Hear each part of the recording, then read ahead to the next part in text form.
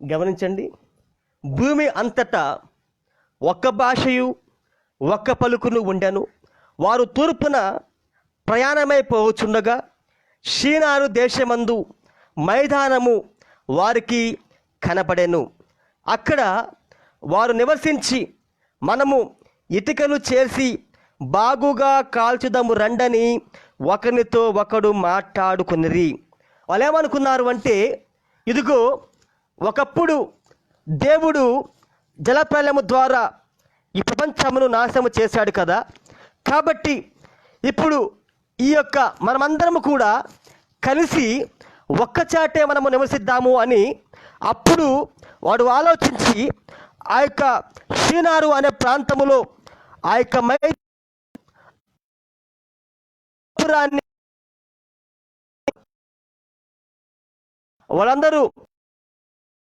వాళ్ళందరూ కూడా మాట్లాడేది ఒక్క పలుకు అని దేవుడు ఆయన. హల్లెలూయా. చూడండి, అప్పుడే ఆ యొక్క నిమ్రోదు అనే వ్యక్తి ప్రపంచంలో ఉన్న ప్రతి ఒక్క మనుషులను కూడా ఒక్కటి చేయడం వాడు మొదలుపెట్టాడు.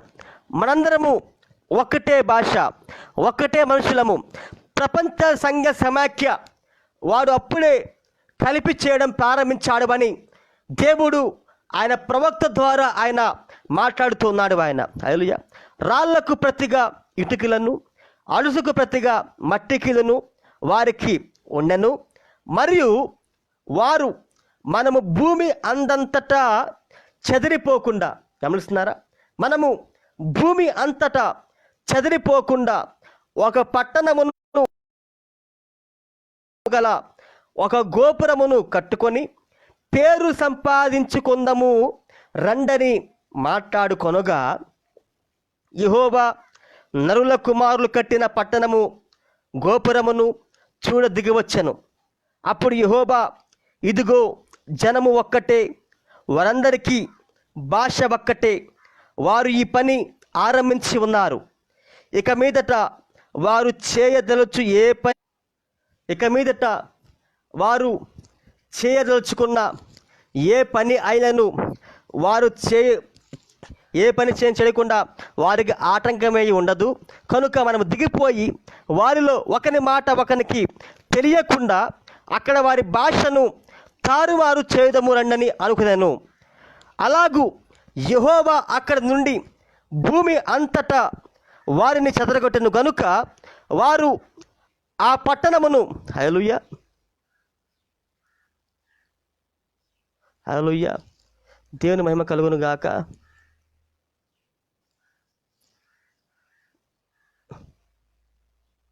వారు ఆ చెదరగొట్టు కనుక ఆ పట్టణమును కట్టిద మాదిరి దానికి బాబేలు అని పేరు పెట్టిరి. ఎందుకనగా అక్కడ యెహోవా జనులందరి భాషను తారుమారు చేసిరి. అక్కడ నుండి యెహోవా భూమి అంతటా వారిని చెదరగొట్టెను. వారి భాష మొత్తము ఒకటే భాష, ఒకటే పలుకు. కాబట్టి వాళ్ళందరూ కూడి ఏమని మాట్లాడుకున్నారంటే, మనమందరము కూడా ఒకే పట్టణములో కలిసి నివసిద్దాము. హల్లెలూయా. మనమందరము చెదిరిపోకుండా ఒకే పట్టణములో కలిసి జీవిద్దాము అనుకొని ఒక పెద్ద ప్రదేశములో వాళ్ళందరూ కూడా ఒక పెద్ద టవర్ను, ఒక పెద్ద ఆ యొక్క గోపురాన్ని కట్టడానికి వారు ప్రారంభించినప్పుడు దేవుడు దిగివచ్చి అక్కడ ఏం చేశాడు అయ్యా అంటే, వారి యొక్క భాషను దేవుడు అక్కడ తారుమారు చేశాడు ఆయన. గమనించండి, వాళ్ళందరూ ఒకే భాష కాబట్టి ఒక వ్యక్తి మాట్లాడే భాష ఇంకొక వ్యక్తికి అర్థమవుతుంది. కాబట్టి వాళ్ళు చాలా తేలికగా ఆ యొక్క గోపురాన్ని కట్టడానికి వాళ్ళు ప్రారంభించారు. కానీ దేవుడు ఎప్పుడైతే వారి యొక్క భాషను, వారి యొక్క పలుకును ఆయన తారుమారు చేశాడో అప్పుడు వాళ్ళు ఆ యొక్క గోపురము కట్టడం అనేది ఆపివేశారు. హల్లెలూయా. ఎప్పుడైతే దేవుడు వారి యొక్క భాషను తారుమారు చేసినప్పుడు అప్పుడు ఆ యొక్క గోపురములో పనిచేసే తాపి మేస్త్రి ఒక వ్యక్తికి తెలుగు భాషలో చెబుతున్నాడు, అరే నువ్వు వెళ్ళి ఇసుక తీసుకురారా అని చెప్పినప్పుడు ఆ వేరొక వ్యక్తి భాష, అతని భాష మారిపోయింది. ఈ యొక్క తాపీ మేస్త్రి మాట్లాడే భాష ఇసుక తీర్చమని అని చెప్పిన మాట ఆ వ్యక్తికి అర్థం కాలేదు. కాబట్టి ఆ వ్యక్తి ఏం చేస్తున్నాడంటే అతను కంకర తీసుకొస్తా ఉన్నాడు. హల్లెలూయా. ఇంకొక వ్యక్తి ఇంకొక మనిషికి చెబుతున్నాడు, నువ్వు పోయి సిమెంట్ తీసుకురా అన్నప్పుడు వాడు ఏం చేస్తున్నాడంటే సిమెంట్ తీసుకురాకుండా వాడు మట్టి తీసుకొస్తా ఉన్నాడు. హల్లెలూయా. చూడండి, ఒకడు మాట్లాడే భాష ఒకడికి అర్థం కావట్లేదు. అక్కడ ఇంకొక వ్యక్తి చెప్పాడు, అరే నీవు పోయి నీళ్ళు తీసుకురా అన్నప్పుడు ఆ వ్యక్తి ఏం చేస్తున్నాడంటే ఆ వ్యక్తి పోయి ఆ యొక్క ఇటుకరాలు తీసుకొస్తా ఉన్నాడు మేస్త్రి దగ్గరికి. హల్లెలూయా. ఈ విధముగా ఒక వ్యక్తి మాట్లాడే భాష ఇంకొక వ్యక్తికి అర్థం కావడం లేదు. కాబట్టి అప్పుడు ఆ ప్రాంతంలో ఆ యొక్క బాబేలు అనే గోపురము కట్టడం వాళ్ళు ఆపివేశారు. హల్లెలూయా. బాబేలు అనగా అక్కడ గందరగోళము అని అర్థమని దేవుడు అంటూ ఉన్నాడు. గందరగోళము అనగా ఒక వ్యక్తి మాట్లాడే భాష ఇంకొక వ్యక్తికి అక్కడ అర్థము కావడం లేదు. సిమెంట్ తీస్తారా అంటే వాడు ఇసుక తీసుకొస్తా ఉన్నాడు. అరే నీళ్ళు తీసుకురా పోయి అంటే వాడు రాళ్ళు తీసుకొస్తా ఉన్నాడు. అరే నువ్వు పోయి ఆ యొక్క మట్టి తీసుకురా పోయి అంటే ఆ వ్యక్తి ఏం చేస్తున్నాడంటే అక్కడ వేరే గడ్డి, ఆ యొక్క మట్టి, అవి తీసుకుని వస్తున్నాడు. హల్లెలూయా. అంటే ఆ వ్యక్తి చెప్పే భాష ఇంకో వ్యక్తికి అర్థం కావడం లేదు. కాబట్టి ఆ విధముగా వాళ్ళు అక్కడ ఆ యొక్క గోపురమును అక్కడ వాళ్ళు కట్టడం మానివేశారు. దానికే బాబేలు అనగా అర్థము ఏంటి అంటే గందరగోళము అని అర్థము. ఎందుకంటే దేవుడు అక్కడ ప్రతి ఒక్కరి భాషను ఆయన తారుమారు చేశాడు. హల్లెలూయా. ఈరోజు కూడా మన కాలంలో కూడా ఒక బబులోనును అనగా ఒక మహాబబులోను మన కాలంలో కూడా మనం కలిగి ఉన్నాం ఈరోజు. హల్లెలూయా. ఆ యొక్క మహాబబులోను మనకి ఎక్కడ కనపడుతుంది అంటే చివరిగా ప్రకటన గ్రంథములో 17-18 అధ్యాయములో మనము ఆ యొక్క మహాబబులోను మనం చూడగలం అక్కడ. హల్లెలూయా. ఇప్పుడు కూడా ఈ యొక్క మహాబబులోను ఎలా ఉన్నది అంటే ఇప్పుడు ఆత్మ సంబంధముగా ఈ మహాబబులోను ఏదో కాదు, కానీ ఆ యొక్క రోమన్ క్యాథలిక్ మిషనే ఆ యొక్క మహాబబులో మనం చూస్తున్నాం. హల్లెలూయా. ఇప్పుడు ఈ యొక్క మహాబబులోన్లో కూడా ఒక్కొక్క సిద్ధాంతమును వాళ్ళ యొక్క మనుషుల ద్వారా వారు ఏర్పరచుకున్నారు. హల్లెలూయా. ఇప్పుడు పెంతెకోస్తు వాళ్ళు మాట్లాడే భాష అనగా పెంతెకోస్తు వాళ్ళ యొక్క సిద్ధాంతము వేరే సంఘానికి అది అర్థం కాదు. పెంతెకోస్తు వాళ్ళు ఏమంటారంటే ఇదిగో మీరు భాషల్లో మాట్లాడితేనే కానీ ఎత్తబడతారు, మీరు కనుక భాషల్లో మాట్లాడకపోతే మీకు ఎత్తబాటు లేదు, అసలు మీరు పరిశుద్ధాత్మను పొందుకోలేదు అని పెంతెకోస్తు వాళ్ళు మాట్లాడే భాష అది. హల్లెలూయా.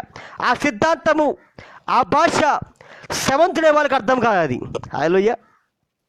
సెవెంత్ డే వాళ్ళు ఏమంటారంటే ఇదిగో ఆదివారము ప్రార్థన పెట్టే ప్రతి వాళ్ళు కూడా నరకానికి పోతారు, శనివారం మాత్రమే అది దేవుడు ఏర్పరిచిన విశ్రాంతి దినము కాబట్టి శనివారము ఎవరైతే ఆ యొక్క ప్రార్థన చేస్తారో వాళ్ళు మాత్రమే ఎత్తబడతారు అని సెవెంత్ డే వాళ్ళు మాట్లాడుతూ ఉంటారు. అది వారికి ఒక సిద్ధాంతము, వారి భాష అది.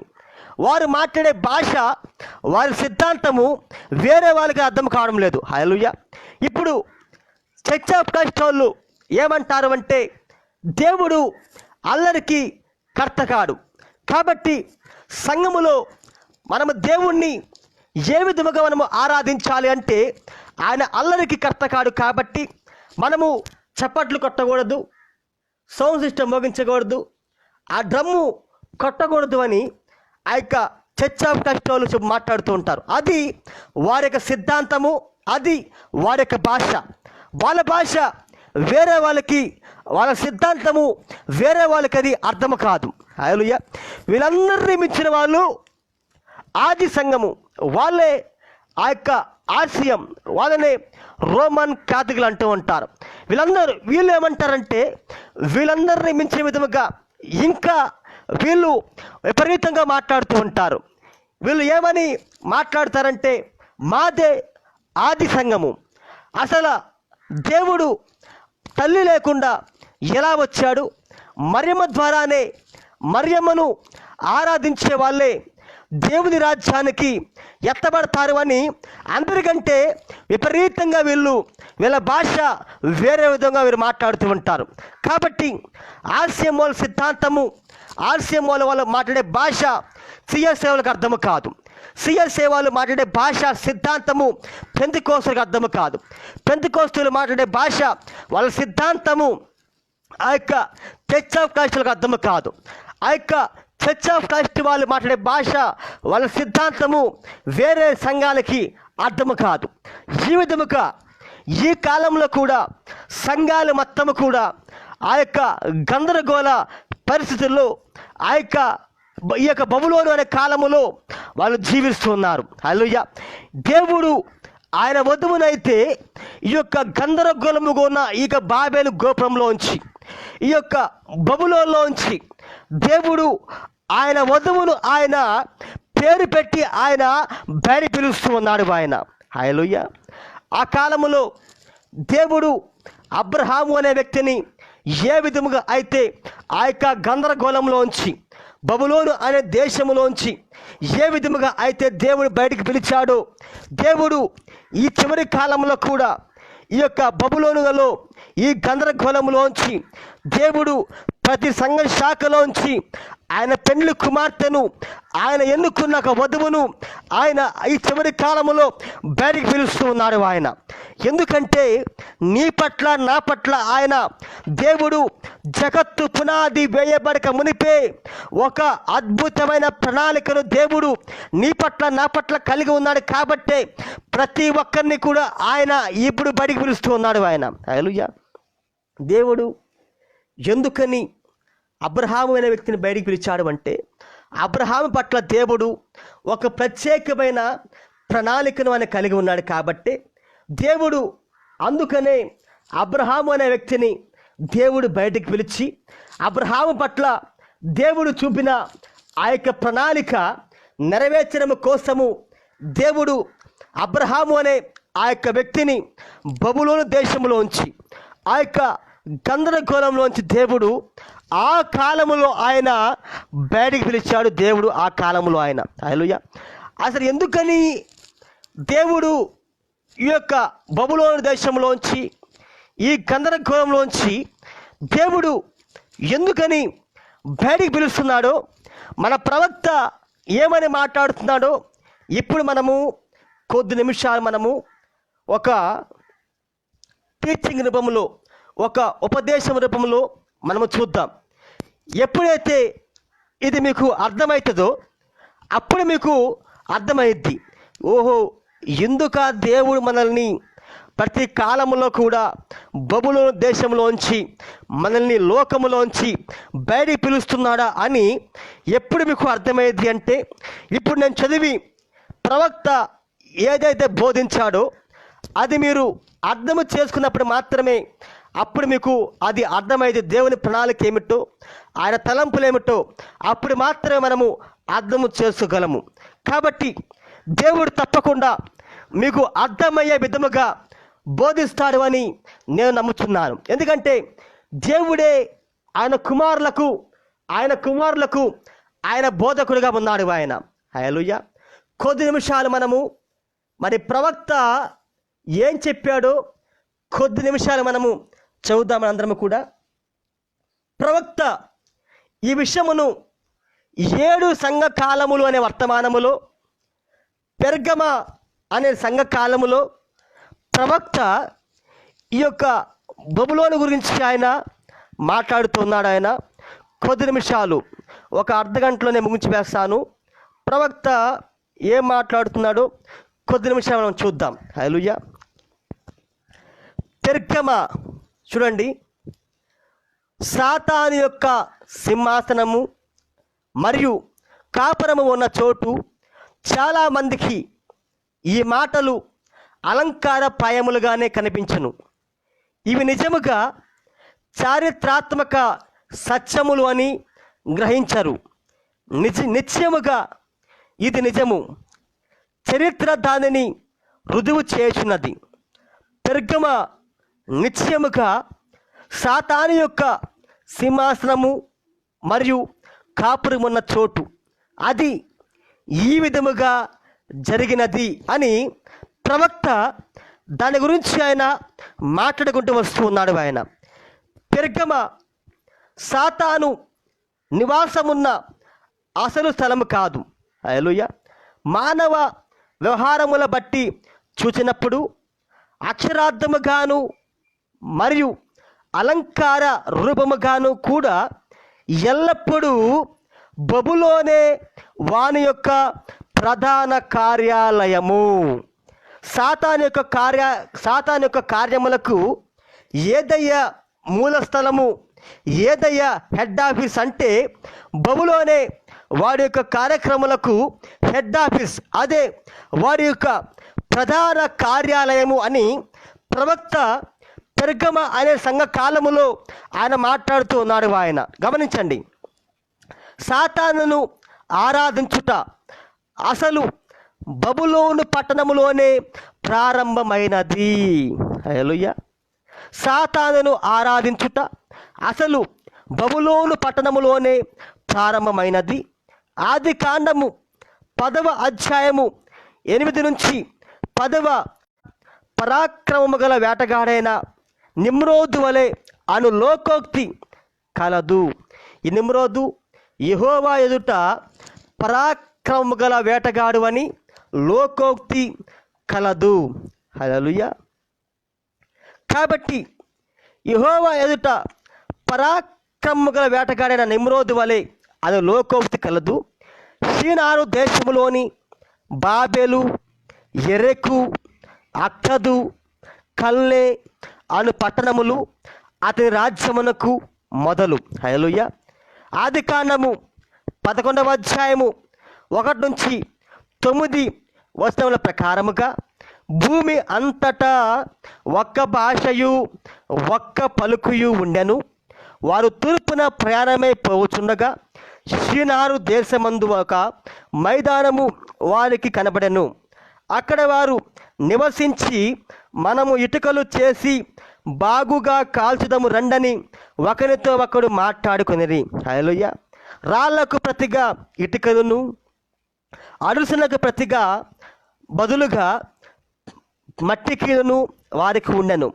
మరియు వారు మనము భూమి అంతటా చదిరిపోకుండా ఒక్క పట్టణమును ఆకాశమునంటూ శిఖరము గల గోపురమును కట్టుకొని పేరు సంపాదించుకొందము రండని మాట్లాడుకొనగా. వారు ఎందుకని ఒక గోపురాన్ని వారు కట్టుకుంటున్నారంటే నోవా జలప్రలయము ద్వారా వారందరూ చదిరిపోయారు కాబట్టి ఇప్పుడు ఒకవేళ కనుక అలాంటి జలప్రలయం వస్తే మనమందరము కూడా చనిపోకుండా ఒకచోటే మనమందరము బంధువులము గనుక మనమందరము కలిసి ఒకే ప్రాంతములో ఒకే ఒక పెద్ద గోపురములో నివాసము చేద్దాము అని వాళ్ళందరూ కూడా కలిసి మాట్లాడుకొని ఆ యొక్క గోపురాన్ని వాళ్ళు కట్టడం ప్రారంభించారు. హల్లెలూయా. యెహోవా నరుల కుమారులు కట్టిన పట్టణమును గోపురమును చూడ దిగవచ్చెను. అప్పుడు యెహోవా, ఇదిగో జనము ఒక్కటే, వారందరికీ భాష ఒక్కటే, వారు ఈ పని ఆరంభించి ఉన్నారు. ఇక మీదట వారు చేయదలుచి ఏ పని అయినను చేయకుండా వారికి ఆటంకము ఏమీ ఉండదు. కనుక మనము దిగిపోయి వారిలో ఒకని మాట ఒకనికి తెలియకుండా అక్కడ వారి భాషను తారుమారు చేయదము రండని అనుకునేను. అలాగూ యెహోవా అక్కడ నుండి భూమి అంతటా వారిని చెదరగొట్టెను. దేవుడు ఆ యొక్క బబులోను అనే ప్రాంతములో బాబేలు అనే ఆ యొక్క గోపురము దగ్గర దేవుడు వారిలో ఉన్న ప్రతి ఒక్కరి భాష తారుమారు చేసి వారిలో ఉన్న ప్రతి ఒక్కరిని కూడా, భూమి మీద ఉన్న ప్రతి ప్రపంచాన్ని కూడా వాళ్ళని చెదరగొట్టాడు అని ప్రవక్త ఆయన అంటూ ఉన్నాడు. హల్లెలూయా. కనుక వారు ఆ పట్టణమును కట్టుట మానిరి, దానికి బాబేలు అని పేరు పెట్టిరి. ఎందుకనగా అక్కడ యెహోవా భూజనులందరి భాషను తారుమారు చేసెను. అక్కడ నుండి యెహోవా భూమి అంతటా వారిని చెదరుగొట్టెను. హల్లెలూయా. ఇంకా కిందకి చదువుకుంటా పోదాం, గమనించండి. బబులోనుకు అసలు పేరు బాబేలు. బబులోనుకు అసలు పేరండి బాబేలు. దానికి అర్థము గందరగోళము. హల్లెలూయా. హాము కుమారులకు కూషు ద్వారా అక్షరాల అది ప్రారంభమాయను. కానీ అతని కుమారుడగు నిమ్రోదు అను మహాపరాక్రమశాలియగు వేటగాని వలన అదమి బలము మరియు మహిమగల రాజ్యముగా రూపొందెను. వాస్తవముగా దీనికి కూషు అనే వ్యక్తి ద్వారా పునాది పడింది.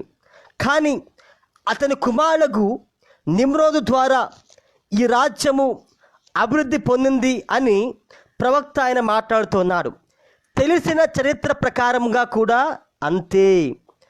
అతడు 3 క్రియలను చేయుటకు అతడు పూనుకునెను. 1, ఒక బలమగు రాజ్యమును నిర్మించగోరెను, దానిని చేసెను. ఆ తర్వాత 2, తన సొంత మతమును వ్యాపింప చేయగోరెను, దానిని చేసెను. 3, తను గొప్ప పేరు కొనగోరెను, దానిని కూడా అతడు సాధించెను. అతని యొక్క ఘనకార్యములు చాలా చిరస్థాయి కలిగి ఉన్నవి.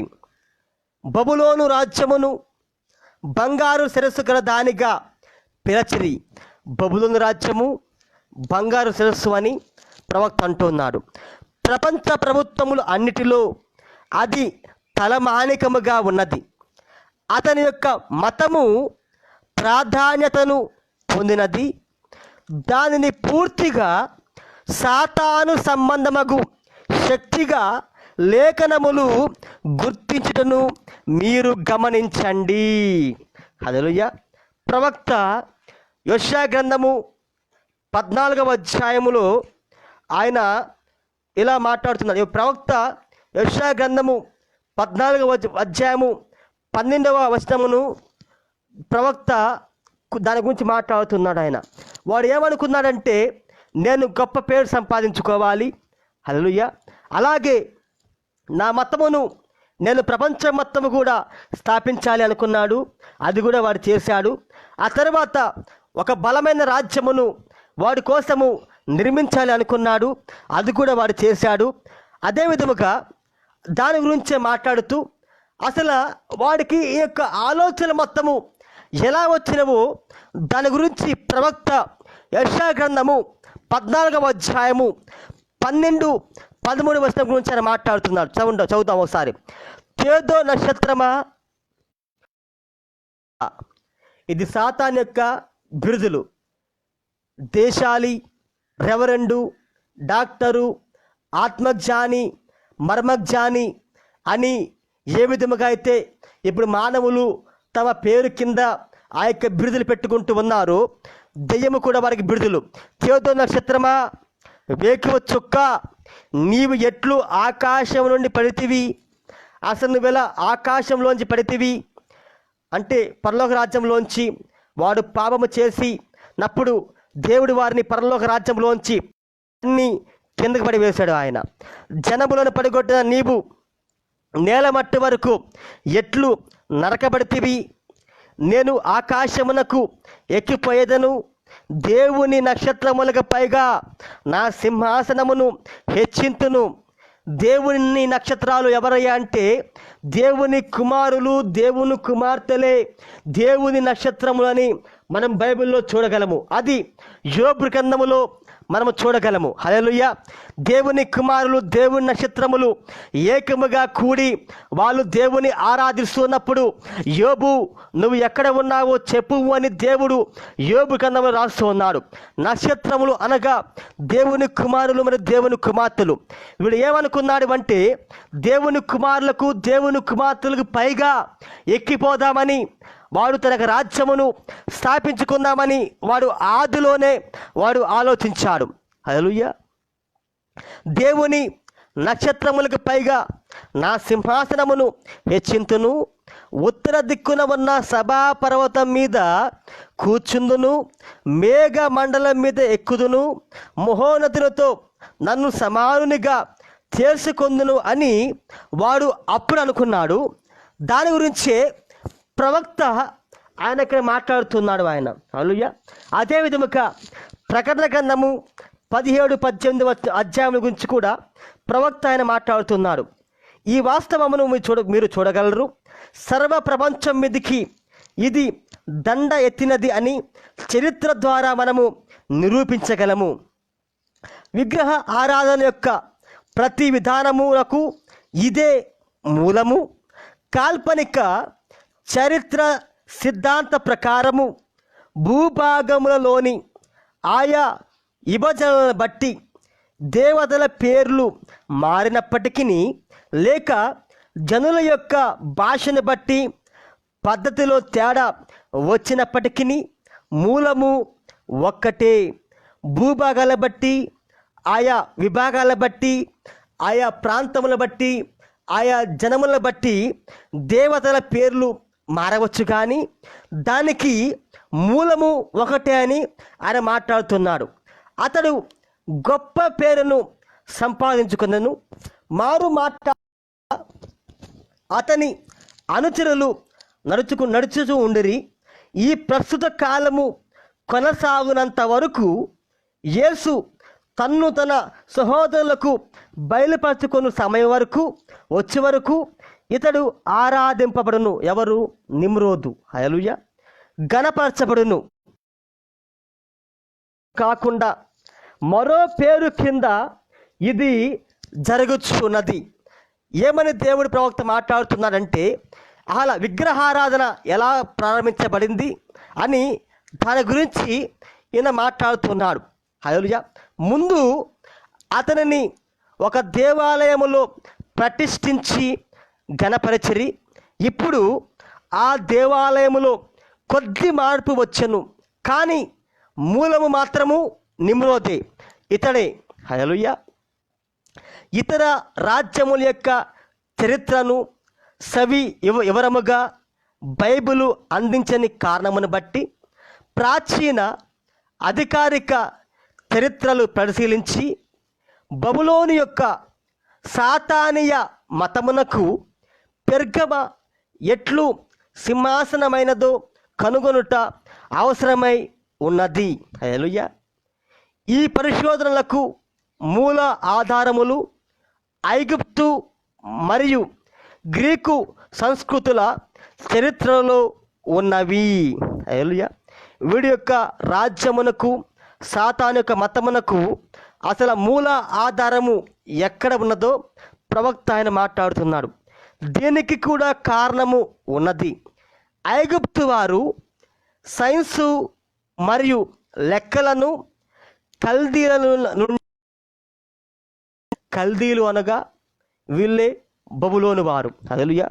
ఐగుప్తు వారు సైన్సును మరియు లెక్కలను ఎవరి దగ్గర నుంచి నేర్చుకున్నారు అంటే బబులోను ప్రాంతంలోంచి వాళ్ళు నేర్చుకున్నారు. హల్లెలూయా. ఆ తరువాత వాటిని ఐగుప్తీల నుండి గ్రీసు వారు నేర్చుకున్నారు. చూడండి, మొట్టమొదట ఐగుప్తు వారు నేర్చుకున్నారు ఆ యొక్క సైన్సు మరియు లెక్కలు బబులోను దేశంలోంచి.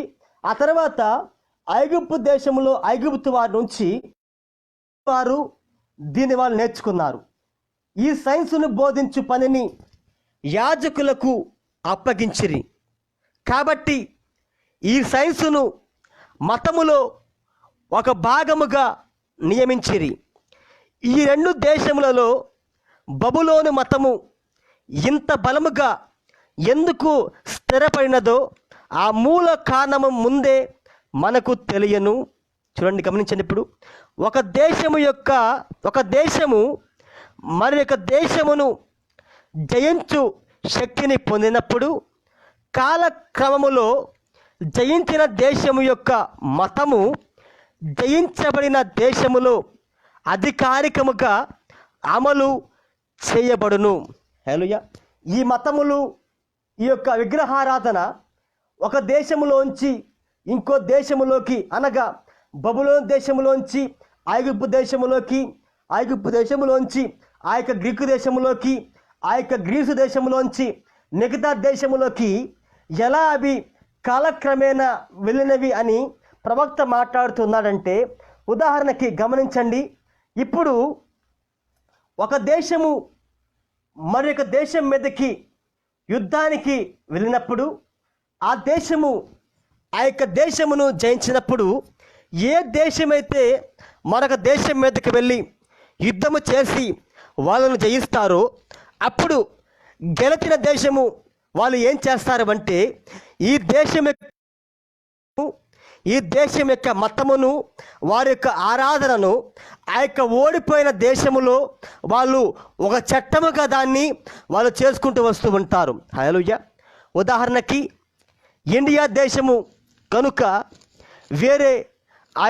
వేరే దేశం మీదకి యుద్ధానికి వెళ్ళినప్పుడు ఆ యొక్క ఇండియా దేశము ఆ యొక్క పాకిస్తాన్ దేశమును గెలిచినప్పుడు ఇండియా దేశము ఏం చేస్తారు అంటే, ఇండియా దేశంలో ఉన్న ప్రభుత్వమును, ఇండియా దేశంలో ఉన్న చట్టమును, ఇండియా దేశంలో ఉన్న మతమును ఆ యొక్క ఓడిపోయిన ఆ యొక్క పాకిస్తాన్ అనే దేశంలో కూడా ఆ చట్టాన్ని, ఆ మతమును, ఆ ప్రభుత్వమును ఇండియా దేశం వాళ్ళు స్థాపిస్తారు.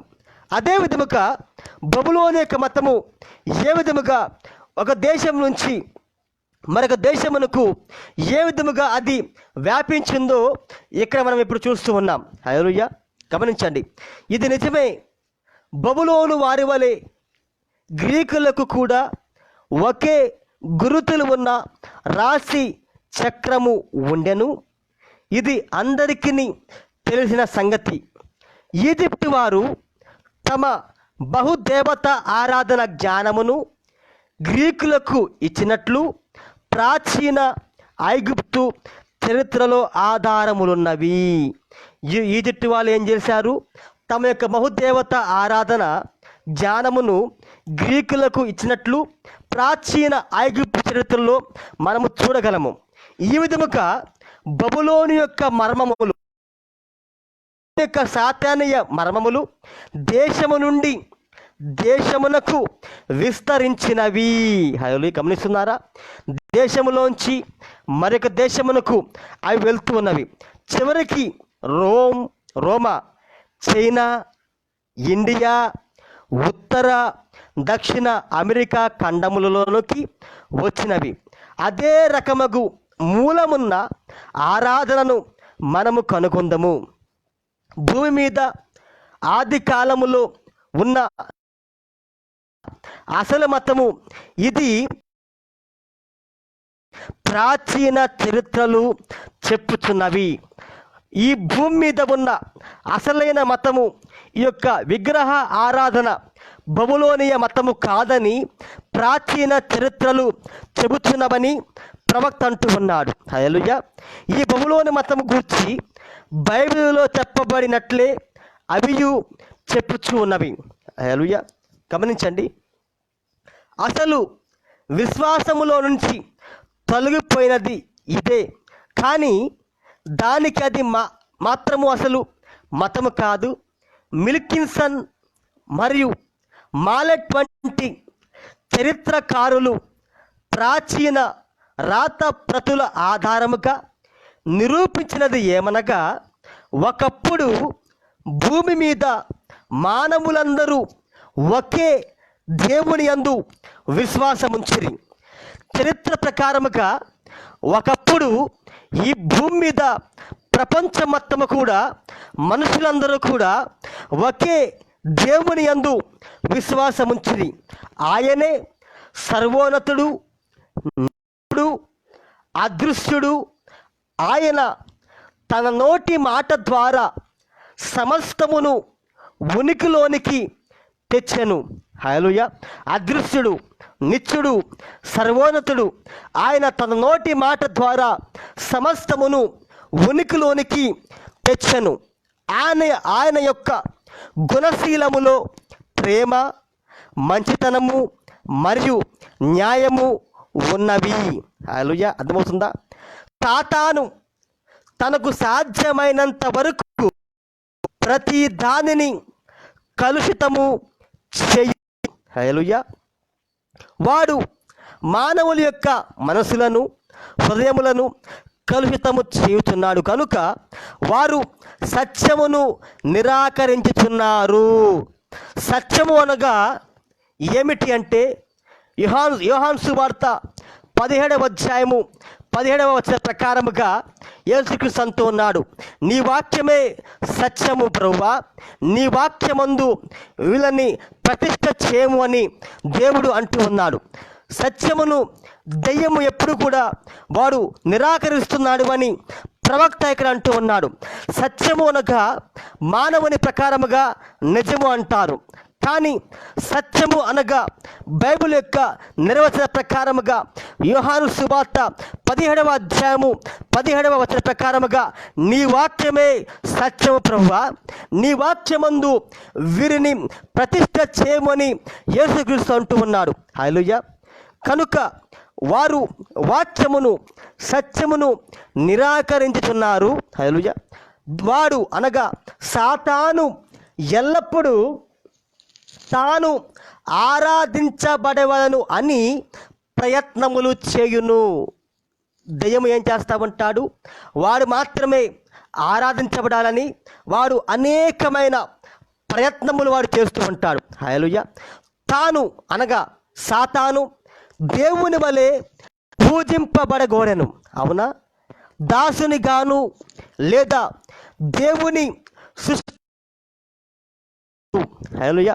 వాడు దాసుని గాను, సాతాను కూడా వాడు మిఖాయేలు ఏ విధముగా అయితే దేవుని చేత వాళ్ళు సృష్టించబడ్డారో ఒకప్పుడు వీడు కూడా ఆ యొక్క ఇద్దరు దూతల్లో ఒకడిగా ముగ్గురుగా ఈ ఆ యొక్క మిఖాయేలు, గాబ్రియేలు మరి ఇక సాతాను ఈ యొక్క వేకు చొక్క వీళ్ళ ముగ్గురు కూడా ఒకప్పుడు పరలోక రాజ్యములో ప్రధాన దూతలు వీళ్ళందరూ కూడా.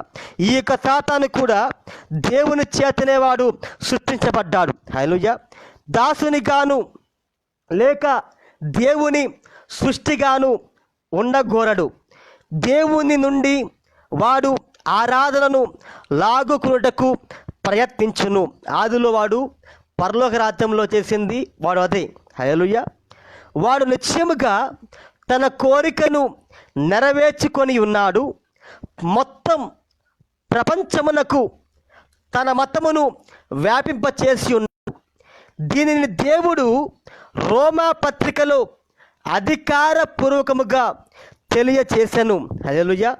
రోమపత్రిక 1వ అధ్యాయము 21వ వచనములో పౌలు గారు రోమీయులకు రాసిన పత్రికలో ఈ విధముగా ఆయన మాట్లాడుతున్నాడు. వారు దేవునిని తెలుసుకొనినప్పుడు ఆయనను దేవునిగా మహిమపరచలేదు. వారు తమ ఊహలలో వ్యర్థులైరి హృదయ అంధకారమును బట్టి ఒక చెడిపోయిన మతమును అంగీకరించిరి. వారు చివరికి సృష్టికర్తను కాకుండా స్పష్టములను పూజించు స్థాయికి వచ్చిరి. గుర్తించుకునండి, సాతాను దేవుని యొక్క స్పష్టము. హల్లెలూయా.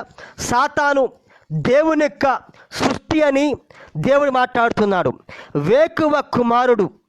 ఆ విధముగా ఒక్కసారి మనుషుల మధ్య సత్యము అనగా వాక్యము విభాగించబడినది. హల్లెలూయా. వారందరూ ఆ ఒక్క సత్యమునే పట్టుకొనిరి. ఆ తరువాత ఒక దినము వచ్చెను, ఒక పెద్ద గుంపు దేవుని నుండి తిరిగిపోయి ప్రపంచం మొత్తము కూడా ఒక బహుదేవత ఆరాధనను వ్యాపింపచేసిరి. హల్లెలూయా. ఏమైంది? సాతాను వాడు ఆరాధించబడాలి అనుకున్నాడు. కాబట్టి వాడి మతము ప్రపంచం మొత్తము కూడా బహుదేవత ఆరాధనగా మొత్తము కూడా ప్రపంచం మొత్తము కూడా వెళ్ళిపోయింది. హల్లెలూయా. గమనించండి, షేము యొక్క తెగవారు మారని సత్యము పక్షముగా నిలబడిరి. హల్లెలూయా. హాము వంశం వాళ్ళు బహుదేవత ఆరాధన వాళ్ళు తీసుకువచ్చారు. కానీ షేము వంశం వాళ్ళు మారని సత్యము అనగా మారని దేవుని వాక్య పక్షముగా వాళ్ళు నిలబడ్డారు. అపవాది యొక్క అబద్ధమును నమ్మి సత్యము నుండి తొలగిపోయిన హాము వారు వీరికి విరోధులైరి. హల్లెలూయా. దీని గురించి చర్చించుటకు సమయము లేదు. కేవలము దాని యొక్క పరిచయమును మనము చూసిదము. అక్కడ మీరు రెండు మతములు చూసిదరు. అందులో చెడ్డది ప్రపంచ ప్రసిద్ధి చెందెను. హల్లెలూయా.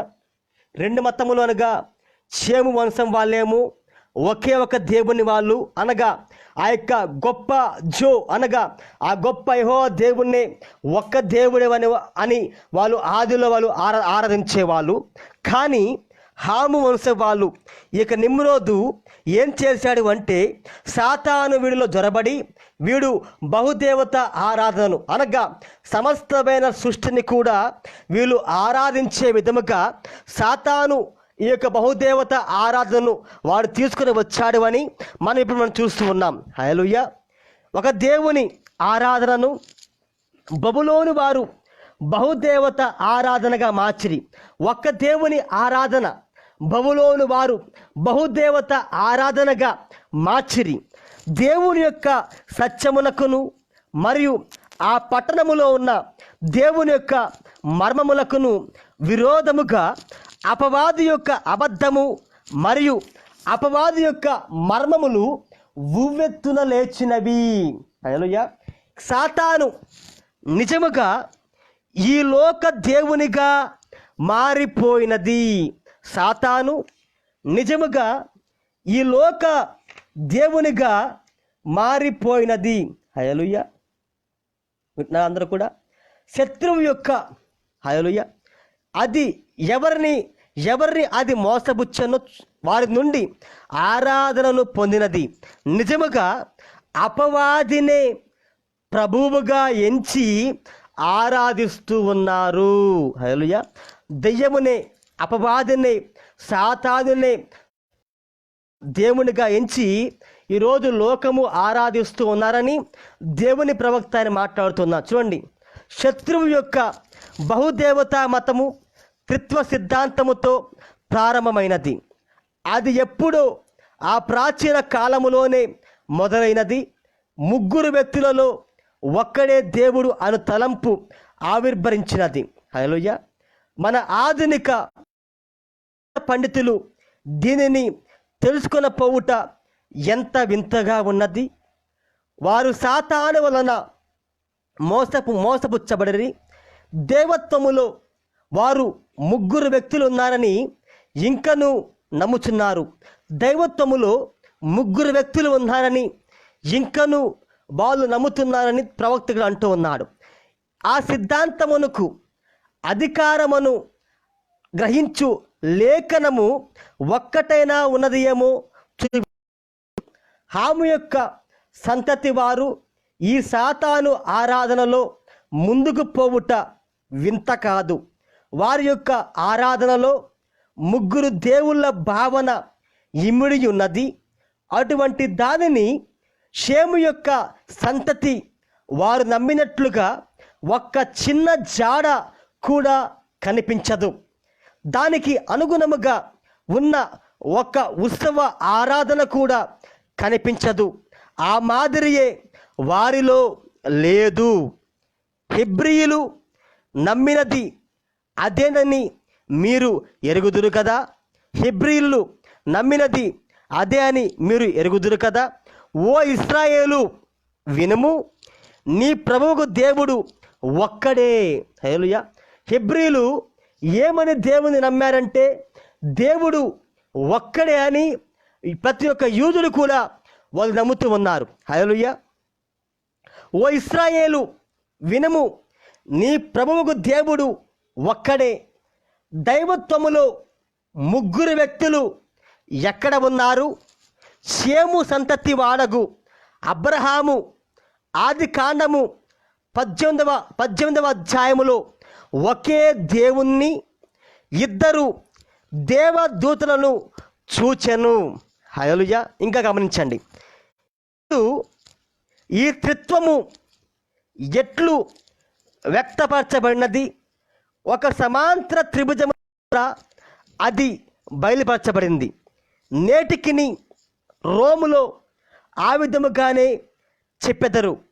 వింత ఏదనగా హెబ్రీయులకు ఆ భావన లేనే లేదు. యూదులకి మాత్రము దేవుడు ఒక్కడనే వాళ్ళు ఆరాధిస్తారు, కానీ ముగ్గురు దేవుళ్ళు ఉన్నారు అనే ఆ యొక్క ఆలోచన కూడా యూదులకు లేదు అని ప్రవక్త అంటూ ఉన్నాడు ఆయన. హల్లెలూయా. గమనించండి, అయితే ఎవరిది నిజము? హెబ్రీయులదా లేదా బబులోనీయులదా? ముగ్గురిలో ఉన్న ఒకే దేవుని గూర్చిన బహుదైవోపాసన ఉద్దేశం ఆసియాలో అమలులోకి వచ్చెను. 3 శిరస్సులున్న విగ్రహానికి ఒకే శరీరముండును. హల్లెలూయా. 3 వానిని వివరించిరి. ఇండియాలోని వారు వానిని ఒకే దేవుడు కానీ 3 రూపాలు అని అందురు. హల్లెలూయా. ఒకే దేవుడు కానీ 3 రూపాలు అని ఇండియా దేశంలో వాళ్ళు అంటా ఉంటారు. అది వారి హృదయాలలో ముద్రించబడింది. అది నిజముగా ఈనాటి ఆధునిక సిద్ధాంతముగా ఉన్నది. హల్లెలూయా. జపాన్లో మహాబుద్ధునికి 3 శిరస్సులున్నవి. జపాన్లో ఉన్న బుద్ధునికి మీరు చూస్తే కనుక 3 తలకాయలు ఉంటాయి. మనము వివరించిన దాని వలనే ఉన్నది. కానీ వీటి అన్నిటి వలనను ముఖ్యముగా గమనించవలసింది చూడండి, ఇది దేవుని యొక్క త్రిత్వభావము 3 రూపాలలో ఉందని అందురు. హల్లెలూయా. ఇప్పుడు గమనించండి, 1 వృద్ధుని యొక్క శిరస్సు తండ్రి యగు దేవునికి, అవును కదా, 3 తలకాయలు ఉన్నాయి కదా. అందులో 1 ముసలయాన యొక్క వృద్ధుని యొక్క శిరస్సు తండ్రి యగు దేవునికి సూచన అందురు. 2ది ఒక వృత్తము ఉన్నది, దాని యొక్క మర్మయుక్తమగు భావము విత్తనము అనగా కుమారుడు అని అర్థము. 3వది ఒక పక్షి యొక్క రెక్కలు మరియు తోక పావురము. హల్లెలూయా. ఇక్కడ తండ్రి, కుమారుడు మరియు పరిశుద్ధాత్మ యొక్క సిద్ధాంతము ఉన్నది. ఆమేన్. దైవత్వములోని చెప్పుచున్నారు. ఇది ఒక సాపేక్ష త్రిత్వము. రోములో మీరు దీనినే చూతురు.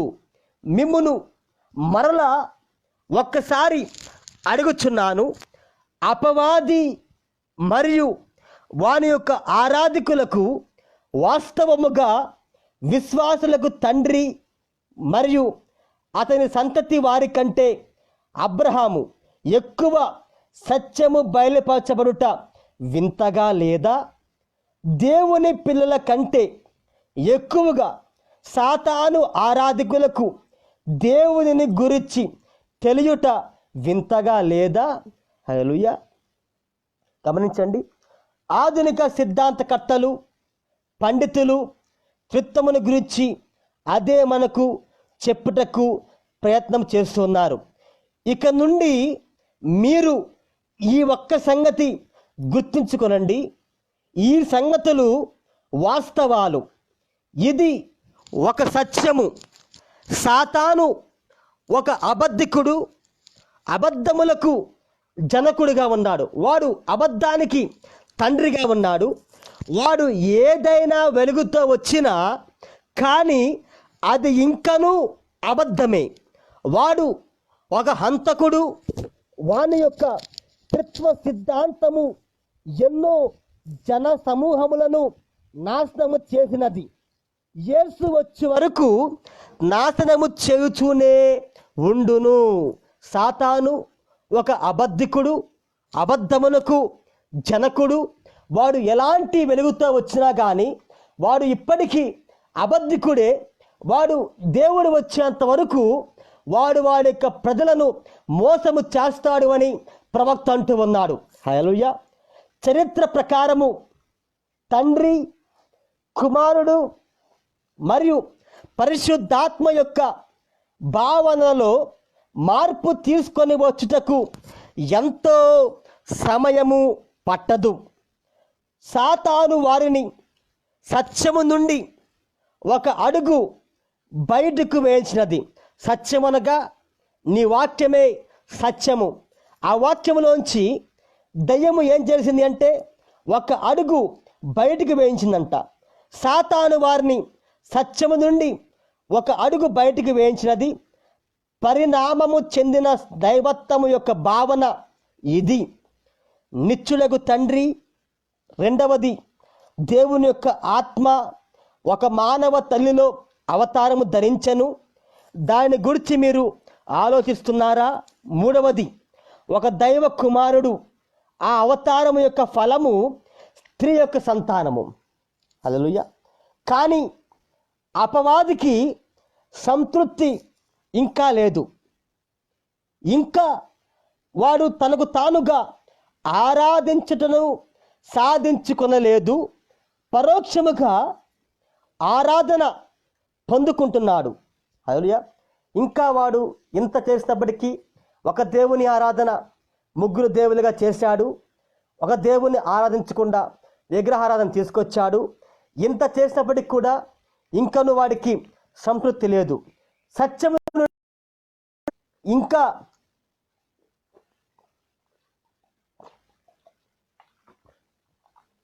సత్యము నుండి ఇంకా దూరముగా లాక్కొని పోవచ్చున్నాడు. సత్యం అనగా నీ వాక్ సత్యము. హల్లెలూయా. తన మర్మముల ద్వారా వాడు జనులను మోసము చేయుచున్నాడు. అదృశ్యుడగు తండ్రి యొక్క దేవుడు మానవుల వ్యవహారములలో జోక్యము చేసుకొనక నిశ్శబ్దముగా ఉన్నాడని చెప్పుచున్నాడు. కాబట్టి మౌనముగా మనము ఆయనను బాగా ఆరాధింపవచ్చునని చెప్పుచున్నాడు. వాస్తవానికి అతడు చెప్పినది ఏమనగా పూర్తిగా దేవునిని వద్దు అనకపోయినా వీలైనంత వరకు అలక్ష్యము చేయమని చెప్పుచున్నాడు. ఈ బోధ ప్రపంచమంతయు విస్తరించి ఉన్నది. హల్లెలూయా. ఈ రోజున మీరు ఇండియాలో ఆ గొప్ప సృష్టికర్తకు మౌన దేవునికి కట్టిన దేవాలయములను చూడగలరు. అవి సంఖ్యలో చాలా తక్కువగా ఉన్నవి. సృష్టికర్తయగు తండ్రిని ఆరాధించవలసిన అవసరము లేదు కనుక సమాజముగానే తల్లి మరియు శిశువు యొక్క ఆరాధనకు మళ్ళీరి. సృష్టికర్త అయిన దేవునిని ఆరాధించవలసిన అవసరం లేదు కాబట్టి ఆ యొక్క తల్లిని మరియు శిశువుని వాళ్ళ యొక్క ఆ యొక్క ఆరాధనలోకి వాళ్ళు మళ్లించబడ్డారు అని ప్రవక్త అంటూ ఉన్నాడు. హల్లెలూయా. వారే పూజనీయులు అనిరి. ఈజిప్టులో కూడా అదే విధమగు తల్లి మరియు ఐసిస్ మరియు బసిరిస్కా హల్లెలూయా పిలువబడు కుమారుని ఆరాధించుట వాడుక. ఇండియాలో అది ఈసి మరియు ఈశ్వర. ఆ పేర్ల యొక్క సారూప్యము గమనించండి. ఆసియాలో అది సైబిలు మరియు డెమోయుస్. రోమ్ మరియు గ్రీసులో దానికి తగినట్లుగానే ఉండును. చైనాలోనూ అంతే. చైనాలోకి ప్రవేశించిన కొందరు రోమన్ క్యాథలిక్ మిషనరీలను సంభ్రమ ఆశ్చర్యములో ముంచివేసిన సంగతి వినండి. చైనాలోని వారు మడోనా మరియు శిశువును పూజిస్తున్నారు. ఆ శిశువు యొక్క శిరస్సు పైన కాంతి పుంజములను ఏటవాలుగా కనబడుచున్నవి. తల్లి మరియు శిశువు ఆ యొక్క ఇద్దరి తల మీద కాంతి పుంజములు, అంటే సూర్యుడు ఉండి ఆ సూర్యుని ఆ యొక్క కాంతి పుంజములు ఏటవాలుగా వేశారు చైనాలో అని ప్రవక్త అంటూ ఉన్నాడు. ఆ యొక్క విగ్రహానికి, వాటికన్లో ఉన్న విగ్రహానికి ఏమీ కూడా తేడా లేదు. ఆ యొక్క చైనాలో ఉన్న ఆ యొక్క అన్యుల దేశంలో ఉన్న ఆ యొక్క విగ్రహాన్ని సరిగ్గా వాటికన్ వాళ్ళు ఏం చేశారు అంటే, ఆ యొక్క తల్లి మరియు మరియా, ఆ యొక్క కుమారుడు ఆ యొక్క యేసుక్రీస్తు అని వాళ్ళు దాన్ని చేసి దానికి పైగా ఆ యొక్క సూర్యుడిని వాళ్ళు పెట్టారు. దాని గురించే ప్రవక్త ఆయన మాట్లాడుతూ ఉన్నాడు. ఆయన ఆ యొక్క విగ్రహమునకు, వాటికన్లో ఉన్న ఆ యొక్క విగ్రహమునకు ఏమీ తేడా లేదు. కొన్ని ముఖ కవలికలలో తప్ప పెద్ద మార్పు ఎక్కడా లేనే లేదు. హల్లెలూయా. గమనించండి, అసలు తల్లి మరియు బాలుని కనిపెట్టవలసిన అవసరము ఇప్పుడు మనకున్నది. అసలు ఇప్పుడు ఆ తల్లి ఎవరో, ఆ బాలుడు ఎవరో మనం ఇప్పుడు కనిపెట్టాలని ప్రవక్త అంటూ ఉన్నాడు. హల్లెలూయా. అందరూ కూడా గమనించండి, జాగ్రత్తగా అర్థం చేసుకోనండి. ఇంకా కొద్ది నిమిషాల్లో నేను ముగించి వేస్తాను. తప్పకుండా మరి ఈ విషయం మనకి అర్థమైతేనే మరి దేవుడు ఎందుకని ఆయన కుమారులను, ఆయన కుమార్తెలను ప్రతి కాలములో కూడా ఆ యొక్క బబులోను దేశంలోంచి ఎందుకు ఆయన బయటికి పిలుస్తున్నాడో అప్పుడు మాత్రమే మనము అర్థము చేసుకోగలము. హల్లెలూయా. అసలు తల్లి మరియు బాలుని కనిపెట్టవలసిన అవసరము ఇప్పుడు మనకున్నది. బబులోను యొక్క అసలు దేవతామూర్తి సెమిరామిస్. హల్లెలూయా. ఆమెను తూర్పు దేశములలో రియా అని ఆమె తన చేతులలో ఒక కుమారుని ఎత్తుకున్నది. శిశువుగా పిలువబడిన కానీ అతడు పొడవుగాను బలముగాను అందముగానే ఉండను. ఈ తల్లి ఎవరు? సెమిరామిస్. హల్లెలూయా. ముఖ్యముగా స్త్రీలను వశపరుచుకున్నట్లుండెను. యోజ్కేలు 8వ అధ్యాయము 14వ వచనములో అతనిని మనము తమ్మూజు అని పిలుస్తాము. అలంకార ప్రాయమగు రాతలను రాయువారు అతనిని బాకస్ అని పిలిచిరి. బబులోనీయులకు అతడు నైనస్. అతడు చేతులలోని శిశువుగా ఎందుకు చూపబడెనో ఆ వాస్తవమును చూడండి. ఆ యొక్క నైనస్, ఆ యొక్క సెమిరామిస్ ఆ తల్లి యొక్క చేతిలో శిశువుగా ఎందుకు పెట్టబడ్డాడో, చూపబడ్డాడో గమనించండి అని ప్రవక్త అంటూ ఉన్నాడు. హల్లెలూయా. అయినా కానీ అతడు ఒక గొప్ప బలశాలిగా ఎందుకు చూపబడేనో గ్రహించండి. వారు ఆ యొక్క విగ్రహమును భర్త, కుమారుడు అని పిలిచేవారు. భర్త మరియు కుమారుడు. వాని యొక్క బిరుదులలో ఒకటి ఏమనగా తల్లి యొక్క భర్త. ఇండియాలో ఈ ఇద్దరిని ఈశ్వర మరియు ఈసీగా పిలుస్తారు. అతడు భర్త, శిశువుగా పిలువబడెను. కానీ తన సొంత భార్య యొక్క రొమ్మున హత్తుకొని ఉండను. ఈ వ్యక్తి భర్తగాను మరియు కుమారుడిగాను పిలవబడతా ఉన్నాడు. ఆ స్త్రీ ఎవరో కాదు కానీ బబులోను దేశంలో ఉన్న సెమిరామిస్ అని ప్రవక్త అంటూ ఉన్నాడు. హల్లెలూయా. ఈ నైనస్ బబులోనులోని నిమ్రోదు. ఈ నైనస్ ఎవరు? నిమ్రోదు. హల్లెలూయా. నిమ్రోదు అని చరిత్రను ఆది కాండములోని సంగతులతో పోల్చినచో నిశ్చయమగును. పాంపియస్ ఇట్లు చెప్పెను, నైనస్ అశ్షూరియా రాజు. అతడు జయించవలను అని కోరిక కలిగి ఉండి ప్రాచీన జీవన విధానములను మార్చెను.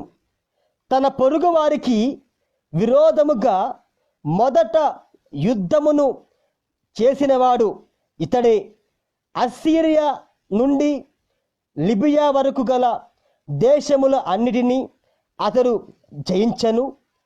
ఎందుకనగా వారికి యుద్ధ నైపుణ్యాలు తెలియవు. ఎందుకని ఇతను జయించుకుంటూ వెళ్ళిపోయాడంటే ఆ దేశములలో ఉన్న వారికి యుద్ధము ఎలా చేయాలో తెలియదు. కాబట్టి ఈ యొక్క నైనస్, ఈ యొక్క నిమ్రోదు అనే వ్యక్తి ఆ యొక్క ప్రతి ఒక్క దేశమును కూడా ఇతను చాలా తేలికగా జయించుకుంటూ వెళ్ళిపోయాడు. అస్సిరియా నుండి లిబియా వరకు గల దేశములు అన్నిటినీ అతను జయించను. ఎందుకనగా వారికి యుద్ధ నైపుణ్యములు తెలియవు. డియోడరస్ చెప్పిన చరిత్రలో వివరించబడిన అస్సిరియను రాజులందరిలోనూ నైనస్ పురాతనమైన వాడు. ఈ నైనస్ ఎవరో కాదు, నిమ్రోదు. యుద్ధ వాతావరణమును సృష్టించి చాలామంది యువకులకు యుద్ధ నైపుణ్యములను తెలియచేయు కఠినమగు శిక్షను ఇప్పించను. హల్లెలూయా. శిక్షణను ఇప్పించను. బాబిలోనియాను తన ఆధీనములోకి తెచ్చుకొనెను. అప్పటికి ఇంకా బబులోను పట్టణము కూడా లేదు. ఈ విధముగా ఈ నైనస్ బబులోనులోను గొప్పవాడు అగుట ప్రారంభమాయెను. నైనస్ అనగా వాడే నిమ్రోదు. హల్లెలూయా. బాబేలు నిర్మించి అస్సిరియాను జయించను. దాని యొక్క రాజు ఆయను. ఆ తరువాత అతడు ఇంకా చాలా భూభాగములను కబలించను. ఆ భూభాగములోని వారికి యుద్ధము ఎట్లు చేయవలనో తెలియనందున వాళ్ళు ఓడిపోయిరి. పాంపియస్ చేసినట్లుగా ఆధునిక రీతిలో జీవించసాగిరి. ఇప్పుడు ఆదికాండము 10లో నిమ్రోదు రాజ్యము గూర్చి ఇట్లు చెప్పబడెను.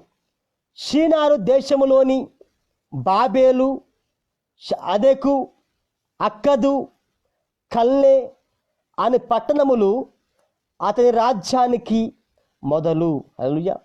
అతను దేశం తర్వాత దేశము, దేశం తర్వాత దేశము నిమ్రోదు వారు జయించుకుంటూ వెళ్ళిపోతూ ఉన్నారు. హల్లెలూయా. కాలాహును మొదలగునవి. కానీ అనువాదకులు అశ్షూరును ఒక నామవాచకముగా తర్జుమా చేసి తప్పు చేసిరి. అది క్రియ. కల్దీల భాషలో దానికి అర్థము బలముగా చేయుట. హల్లెలూయా. నిమ్రోదు బలవంతునిగా తయారు అయ్యను. హల్లెలూయా. ప్రపంచములో మొదటిగా సైన్యమును నిర్మించి అతడు తన రాజ్యమును స్థాపించుకునను. బావులను తవ్వుట, కష్టించి పనిచేయుట, వేటాడుట వారికి నేర్పెను. తన బలమగు సైన్యముతో షీనారును దాటి వెళ్ళి దేశములను జయించెను. నినెవే వంటి పట్టణములను అతడు నిర్మించెను. అతని పేరు మీద దానిని కట్టెను. నేటికిని ఆ పట్టణ శిథిలములలోని ప్రధాన భాగములను నిమ్రోదు అనియే పిలుస్తున్నారు. హల్లెలూయా. నైనస్ ఎవరు కనిపెట్టాం. ఈ నైనస్ ఎవరు? నిమ్రోదు మరియు సెమిరామిస్. దానినే వాళ్ళు సెమిరామిస్ని మరి యొక్క స్థానంలో ఉంచారు. ఇక నిమ్రోదుని వాళ్ళు యేసుక్రీస్తు స్థానంలో ఉంచారు. హల్లెలూయా. నైనస్ ఎవరో కనిపెట్టాము. అతని తండ్రి ఎవరో ఇప్పుడు కనిపెట్టుట అవసరము. హల్లెలూయా. గమనించండి.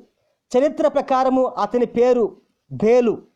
బాబిలోనుకు మూల పురుషుడగు బెల్ దీన్ని నిర్మించని చెప్పిన దానిలో భావన మీరు గమనించండి. అదేమనగా ఈ ఉద్యమం అంతటికి ప్రారంభముడు ఇతడే. కానీ దానిని స్థాపించిన వాడు అతని కుమారుడు నైనస్ అనగా నిమ్రోదు. దానికి అతడే మొదటి రాజు.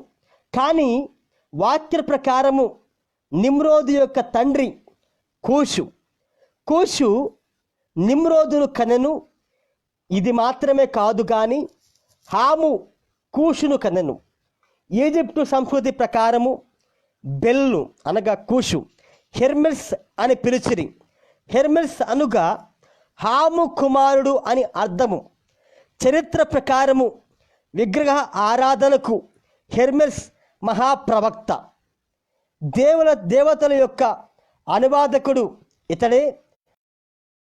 మెర్కురీ అని మరో దేవత పేరు చేత కూడా పిలువబడెను. హల్లెలూయా. గమనించండి, ఇక్కడ దీని గురించి హజనియస్ చెప్పును బెల్, హెర్మెస్, మెర్కురీ మొదలగు నామములో దేవునిగా అతను పిలువబడెను.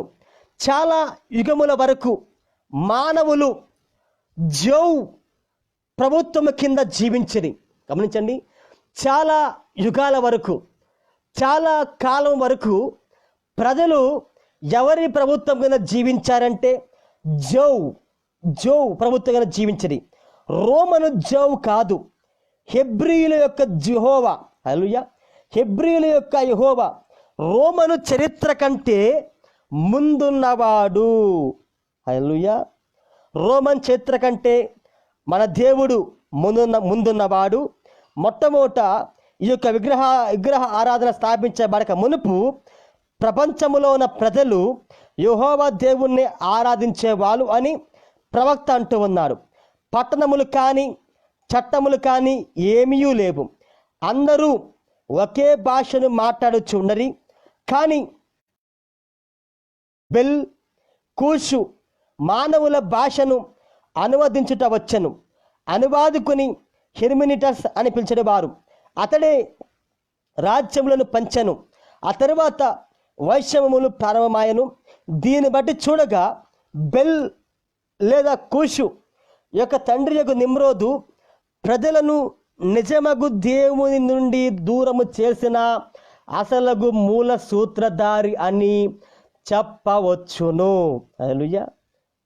దేవుని యొక్క ఆరాధన నుంచి వీళ్ళు ప్రజలను దూరం చేసేశారు. దేవుళ్లకు మధ్యవర్తిగా పనిచేయుచున్నట్లుగా చెప్పి జనులను ప్రోత్సాహపరిచెను. మరి యొక్క మతమును అతడు ఈ విధముగా రూపొందించెను.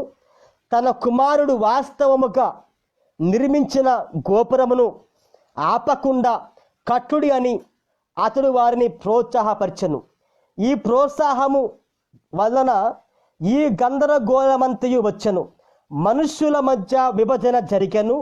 ఆ విధముగా అతడు దుబాషి మరియు గందరగోళముకు కర్త. హల్లెలూయా.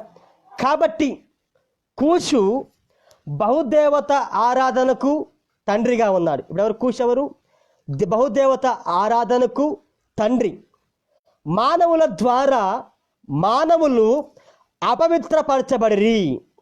ఇతడు దేవతలకు తండ్రిగా ఉన్నాడు. కూషును బెల్ అని పిలుచుదురు. రోమను పురాణముల ప్రకారము బెల్ అనగా జానస్. అతని బొమ్మను చూచినతో 2 ముఖాలు ఉంటాయి. గమనించండి, ఈ కూషుక్క విగ్రహానికి 2 ముఖాలు ఉంటాయి, అనగా 2 తలకాయలు ఉంటాయి. అతడు ఒక కర్రను మోయుచు ఉండను. జనులను చెదరగొట్టుటకు తారుమారు చేయు ఆ కర్రను ఉపయోగించినట్లుగా గ్రహించవలెను. జానస్ అనగా కూషు. జానస్ తన గురించి ఇట్లు చెప్పుకొనెను అని ఓలిడ్ రాసెను. ప్రాచీనములోని వారు నన్ను అగాధము అని పిలిచెదరు. ఆ విధముగా బైబిల్లోని కూషు ఏకైక దేవునికి మూల వ్యతిరేకి అని మనము అతనినే బెల్, బెలెస్, హెర్మెస్, జానెస్ మొదలకు పేర్లతో పిలచిరి. హల్లెలూయా. గమనించండి, ప్రాచీన మధ్య అలాగూ అతని పరిస్థితి చెందను. దేవతల యుద్ధ నుండి ప్రత్యక్షతలను మరియు వర్తమానములను తాను తెచ్చినట్లుగా జనులకు చెప్పెను. ఆ విధముగా చేసి దేవుని ఉగ్రతను రప్పించి జనులను చెదరగొట్టినట్లుగా చేసిన వాడు ఆయను. గందరగోళమును వేర్పాటును తీసుకుని వచ్చును. ఎవడే అంటే ఈ యొక్క కూషు. హల్లెలూయా. ఇంత బహుదేవత ఆరాధన లేదా చాలామంది దేవుళ్ళను ఆరాధించుట ఎట్లు వచ్చునో చూచాము. హల్లెలూయా. బహుదేవతారాధన మరియు విగ్రహ ఆరాధన ఎలా వచ్చిందో ఇంతవరకు మనం చూసాం. ఇప్పుడు దేవుళ్ళందరికీ పితరులుగా బిరుదును పొందిన కూషు ఆమె పేరు గల ఒక మనిషిని గూర్చి మనము ప్రస్తావించుటను మీరు గుర్తించారా? ప్రాచీన పురాణముల యొక్క మూల అంశమును ఇక్కడ మీరు గమనించారా? దేవుళ్ళు మానవులతో తమ్మును గుర్తించుకొందురు అని సంగతిని గ్రహించండి. పితరులను ఆరాధించుట ఆ విధముగానే ప్రారంభమాయెను. హల్లెలూయా. తండ్రులను అనగా చనిపోయిన వారిని ఆరాధించుట ఆ విధముగానే ఆరంభించబడిందని ప్రవక్త అంటూ ఉన్నారు. కాబట్టి పితరులను ఆరాధించుట ఎలాగ వచ్చినదో చరిత్రను పరీక్షించినప్పుడు అర్థమగును. కుమారుడు మరియు ఆత్మ యొక్క ముగ్గురు దేవుళ్ళ ఆరాధనను కూషు పరిచయం చేసి తీసుకొని వచ్చాను. హల్లెలూయా. ఆ ముగ్గురు దేవుళ్ళు అన్ని రకములుగా సమానులు అని చెప్పాను. కానీ స్త్రీ యొక్క సంతానము వచ్చుచున్నదని వానికి తెలియను. కావున ఒక స్త్రీ ఉండవలెను, ఆమె యొక్క సంతానము రంగము మీద నిమ్రోదు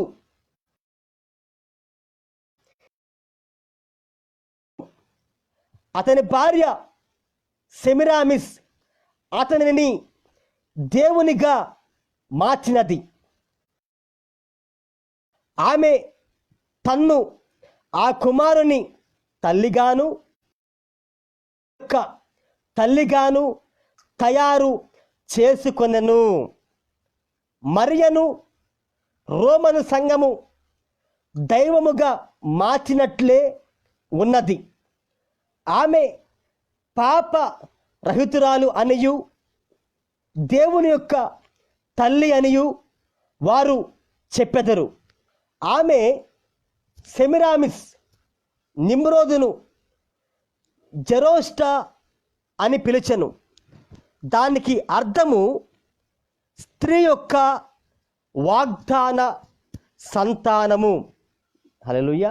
గమనించండి, వాక్యం మీరు చాలా జాగ్రత్తగా అర్థం చేసుకోవాలని మిమ్మల్ని ప్రేమతో నేను కోరుతున్నాను. హల్లెలూయా. స్త్రీ యొక్క ఏదైనా తోటలో వాగ్దానము చేయబడిన స్త్రీ సంతానముగా యేసుక్రీస్తు ఈ లోకానికి వస్తాడని దెయ్యానికి తెలుసు. కాబట్టి దానికంటే ముందలగానే వాడు కూడా స్త్రీ సంతానముగా వచ్చాను అని ఆ యొక్క నిమ్రోదు చనిపోయిన తర్వాత సెమిరామిస్ ఆ యొక్క నిమ్రోదుని ఆ యొక్క కుమారుడిగా ఆమె పరిచయం చేసింది. అదే విధముగా ఆమె దేవతల యొక్క తల్లి అని ఆ కాలంలో ఉన్న ప్రజలు ఆమెను పిలిచేవాళ్ళు. హల్లెలూయా.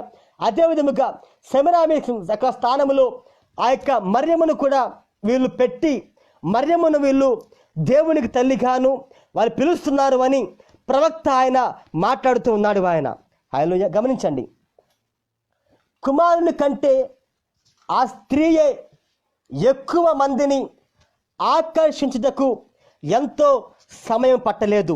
సర్పమును కాళ్ళ కింద వేసి త్రొక్కుచున్నట్లుగా ఆమెను త్వరగానే చిత్రీకరించరి. వారు ఆమెను పరలోకపు రాణి అనిరి, ఆమెను దైవాంశ సంబూత్రాలుగా చేసిరి. ఈనాడు యేసు తల్లియగు మరియను అమర్చురాలుగా వారు హెచ్చించి ఉన్నారు. 1964 సెప్టెంబరున వాటికన్ ఆలోచన సమితి వారు మరియకు లేని ఒక గుణ లక్షణమును ఇవ్వవలను అని ప్రయత్నములు చేయుచున్నారు. వారు ఆమెను మధ్యవర్తిని అగు మరియ అని పిలువగోరుచున్నారు. విశ్వాసులందరికీ మరియ తల్లి లేదా సంగమునకు మరియ తల్లి అని వారు పిలువగోరుచున్నారు. ఒక మతములో బబులోనియ పితరుల ఆరాధనను చూడాలి అనుకున్నచో దానిని రోమ్ మతములోనే మీరు చూడగలరు. హల్లెలూయా. మీరు ఒక మతములో బబులోనీయుల పితరుల ఆరాధనను చూడాలి అనుకుంటే దానిని రోమ్ మతములోనే మనము చూడగలము అని ప్రవక్త ఆయన మాట్లాడుతూ ఉన్నాడు. ఆయన గమనించండి, పితరులను ఆరాధించుట బబులోనులో ప్రారంభము అవుటగానే గాక ప్రకృతిని ఆరాధించుట కూడా అక్కడే ప్రారంభించబడినది. బబులోనులో దేవతలను సూర్యుడు మరియు చంద్రునితో గుర్తించుట ప్రారంభమాయెను. సృష్టిలోని ప్రధాన వస్తువు సూర్యుడు. అది వెలుగును ఇచ్చును, వేడిని ఇచ్చును, శక్తిని జనింపచేయును. ఆకాశములలో అది ఒక అగ్నిగోళములాగా కనిపించును. ఆ విధముగా వారి ప్రధానమగు దేవుడు సూర్యుడు. వారు దానిని బాయల్ అని పిలిచేవారు. సూర్యుని వారు తరచుగా అగ్నిజ్వాల వలె చిత్రీకరించుట చూతుము. అతి త్వరలోనే ఆ అగ్నిగోళము చుట్టూ సర్పము కనపడెను. సూర్యుని యొక్క గుర్తుగా సర్పమును చిత్రీకరించుటకు ఎంతో కాలము పట్టలేదు. క్రమముగా దానిని ఆరాధించుట ప్రారంభించింది. హల్లెలూయా. సూర్యుని వాళ్ళు ఆరాధించుట ప్రారంభించని ప్రవక్త అంటూ ఉన్నాడు. ఆ విధముగా సాతాను యొక్క కోరిక పూర్తిగా కార్యరూపము ధరించినది. వాడు దేవుడిగా ఆరాధించబడెను. వాని యొక్క సింహాసనము స్థాపించబడెను. వాని యొక్క బానిసలు వంగి నమస్కరించిరి. ఆ పెర్గములో సజీవ సర్పమునే ఆరాధింప మొదలుపెట్టిరి. మంచి చెడ్డల తెలివినిచ్చు వృక్షము ఇప్పుడు సజీవ సర్పములో సూచనగా చూపబడినది. అది అవ్వను మోసము చేయటం మాత్రమే కాదు, కానీ మనుషులలో ఎక్కువ మందిని మోసము చేశాను. హల్లెలూయా. గమనించండి, బబులోను దాని సింహాసనముగా ఉండగా పెర్గమ ఎట్లు సాతాను యొక్క సింహాసనముగా మారినది? జవాబు మరలా చరిత్రలోనే ఉన్నది. హల్లెలూయా. గమనించండి, ఈ విధముగా బబులోను అనే ఆ దేశములో విగ్రహ ఆరాధన ఎలా స్థాపించబడింది? ఒక దేవుని ఆరాధన బహుదేవత ఆరాధనగా ఏ విధముగా మార్చబడింది? ఏ విధముగా ఆ యొక్క సాతాను ఆ యొక్క తను తాను ప్రజలు ఆరాధించే విధముగా వాడు ఏ విధముగా చేసుకున్నాడు? వాడు ఏ విధముగా వాడు దేవునిగా పిలువబడుతున్నాడు? వాడు ఏ విధముగా ప్రజల చేత ఆరాధించబడుతున్నాడు? వాడు ప్రపంచములో ఉన్న రకరకాల దేశములలో వాడు వివిధ రకములైన పేర్ల మీద ఏ విధముగా వాడు ఆరాధించబడుతున్నాడో ఇప్పుడు మనము ప్రవక్త చెప్పిన దాని ద్వారా మనం ఇప్పటి వరకు మనం చూసాం. హల్లెలూయా. అందుకనే దేవుడు ఆ యొక్క సమస్తమైన బబులోను దేశములో ఉంచి, విగ్రహ ఆరాధనలో ఉంచి, ఆ యొక్క గందరగోళంలో ఉంచి, అందుకనే దేవుడు తన కుమారుడైన అబ్రహామును ఆయన యొక్క సంకల్పము చొప్పున ఆయన బయటికి పిలుస్తూ ఉన్నాడు ఆయన. హల్లెలూయా. దేవుడు ఎప్పుడు కూడా తన కుమారులను తన కుమార్తెలను ఆ యొక్క లోకములో కలిసి జీవించే విధముగా ఆయన ఉంచడండి. ఎందుకంటే దేవుడు వారి పట్ల ఒక ప్రత్యేకమైన ప్రణాళికను, ఒక ప్రత్యేకమైన ఆలోచన ఆయన కలిగి ఉన్నాడు. కాబట్టి వాళ్ళు లోకములోను ప్రపంచములోను కలిసి ఉన్నంత కాలము దేవుడు వారి పట్ల చూసిన ప్రణాళిక నెరవేరదు. కాబట్టి దేవుడు మొట్టమొదట ఏం చేయాలి అంటే, మొట్టమొదట దేవుడు ఆ యొక్క బబులోను దేశంలోంచి, గందరగోళంలోంచి, ఆ యొక్క విగ్రహార ఆరాధనలోంచి దేవుడు ఎప్పుడైతే వాళ్ళను బయటికి పిలుస్తాడో, బయటికి పిలిచి అప్పుడు మాత్రమే దేవుడు వారి ద్వారా ఆయన తలంచిన తన ప్రణాళికను ఆయన నెరవేరుస్తాడు అని ఇప్పుడు మనము చూస్తూ ఉన్నాం. అందుకనే దేవుడు ఆ యొక్క బబులోను అనే దేశంలోంచి అబ్రహాము అనే వ్యక్తిని బయటకు ఆయన తీసుకువచ్చి ఆయనతోటి ఆయన వాగ్దానం చేస్తూ ఉన్నాడు ఆయన. హల్లెలూయా. ఇప్పటి వరకు దాన్ని మనము చూసాం. హల్లెలూయా. ఇప్పుడు మనము ఆ యొక్క బబులోను ఆరాధన, బహుదేవత ఆరాధన క్రైస్తవత్వములోకి ఏ విధముగా దయము తీసుకువచ్చిందో ఇప్పుడు కొద్ది నిమిషములు చూసి మనం ముగించుకుందాం. హల్లెలూయా. ఒక్క 10 నిమిషాల్లో నేను ముగించి వేస్తాను. ఏ విధముగా బబులోను దేశంలో స్థాపించబడిన ఆ యొక్క విగ్రహ ఆరాధన, ఆ యొక్క అన్య దేవత ఆరాధన, బహుదేవత ఆరాధన క్రిస్టియానిటీలోకి, క్రైస్తవత్వములోకి దయ్యము ఏ విధముగా వాడు తీసుకువచ్చాడో ఇప్పుడు ప్రవక్త చెప్పిన దాన్ని బట్టి కొద్ది నిమిషాల్లో మనము ఇప్పుడు చూద్దాం. హల్లెలూయా. దేవునికి సమస్తమైన ఘనత, మహిమ, ప్రభావం కలుగును గాక. హల్లెలూయా.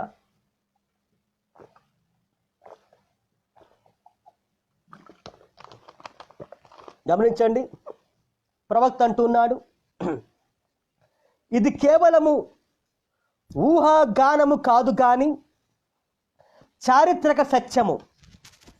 దాదాపు క్రీస్తు శకం 36 యొద్దకు వెళ్ళినప్పుడు ఆ చరిత్ర ద్వారా మనము దానిని రుజువు చేయగలము.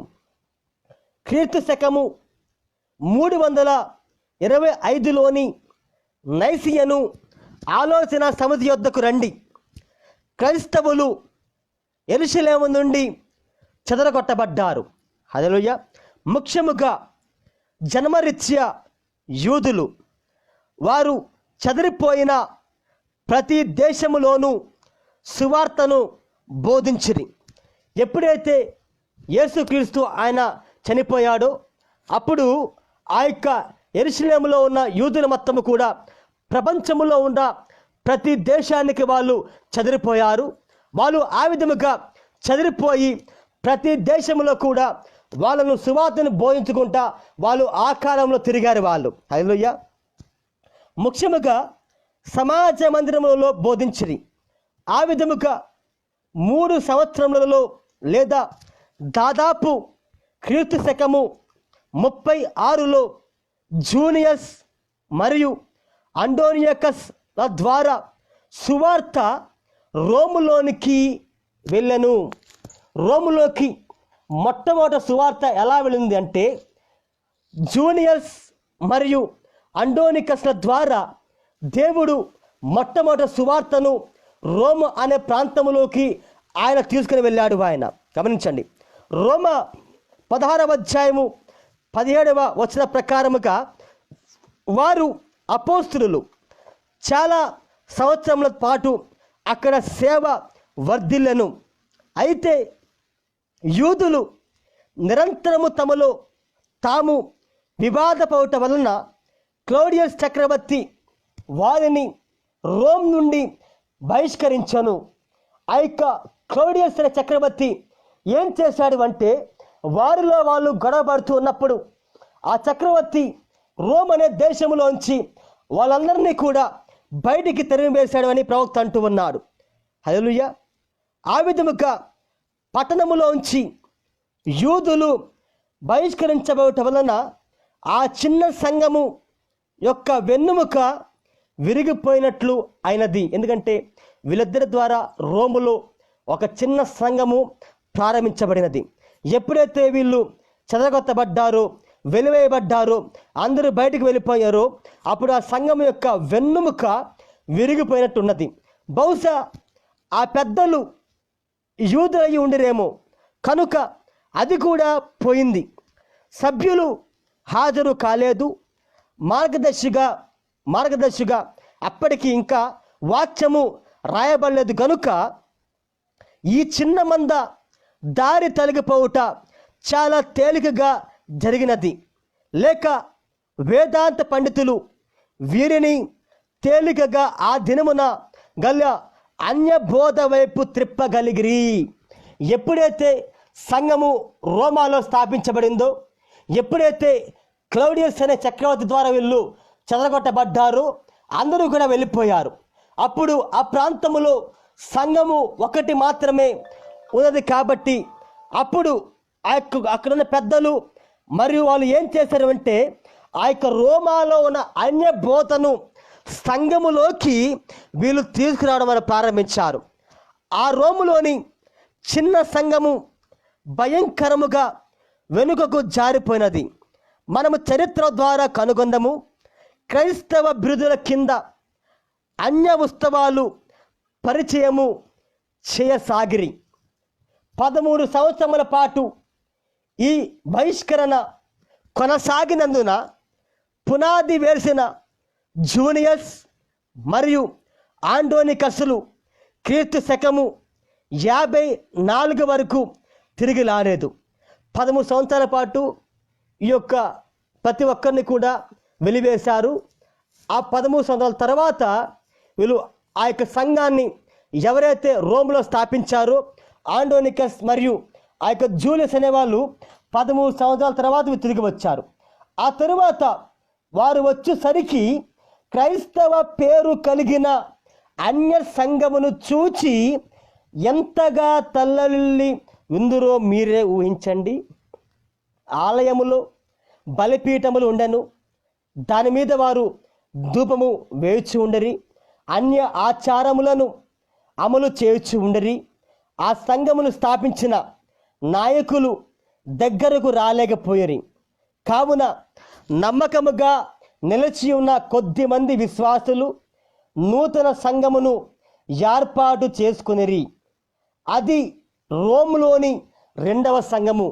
మొట్టమొదటి సంఘము ఆండోనియస్ జూనియర్స్ ద్వారా సంఘము స్థాపించబడింది.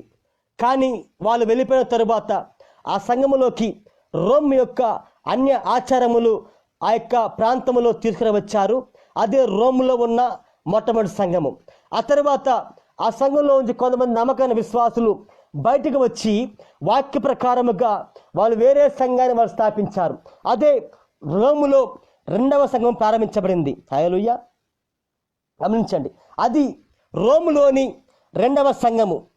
దేవుడు తన కృపను వారి మధ్య కనపరచి అద్భుతములు సూచన క్రియలు జరిగించెను. అందువలన 3వ సంఘము ప్రారంభమాయను.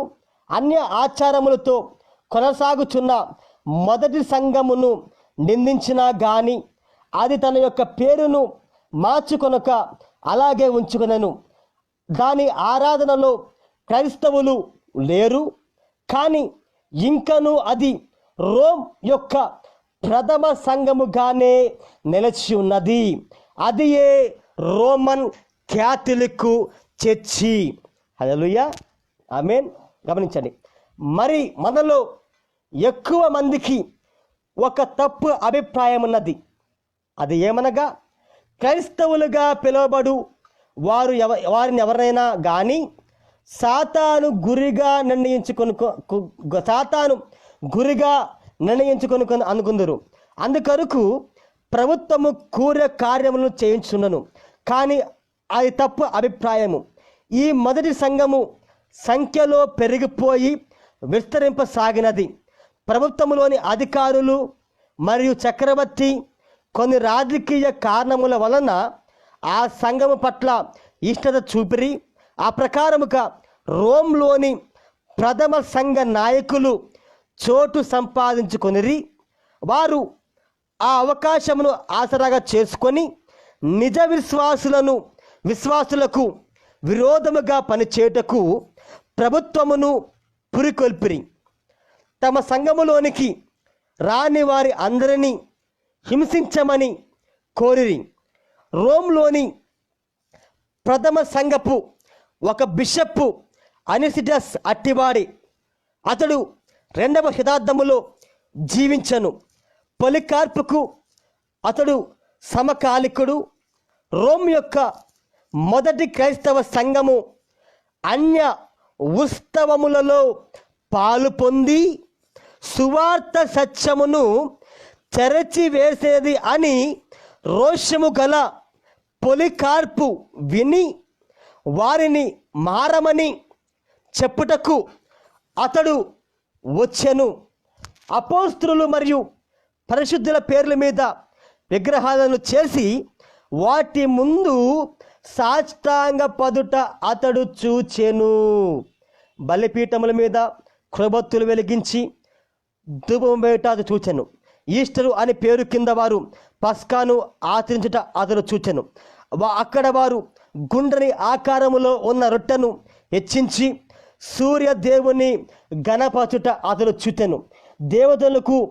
దేవతలకు పైగా దేవతలకు ద్రాక్ష రసమును వారు ఒక వేడుకగా వారు పోయిచి ఉండరి. ఈ వృద్ధ పరిశుద్ధుడు 1500 మైళ్ళ దూరము ప్రయాణించి వచ్చినా వారి యొక్క దుస్థితిలో వారు మునిగిపోకుండా రక్షించలేకపోయాను.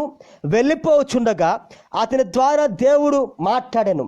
ఎఫ్రాయిము తన విగ్రహములకు పెనులు చేయబడెను, వానిని అలాగే ఉందనియుడి. హోషేయ గ్రంథము 4వ అధ్యాయము 15వ వచనం ప్రకారముగా మరి ఎన్నడూ పొలికార్పు తిరిగి రాలేదు. హల్లెలూయా.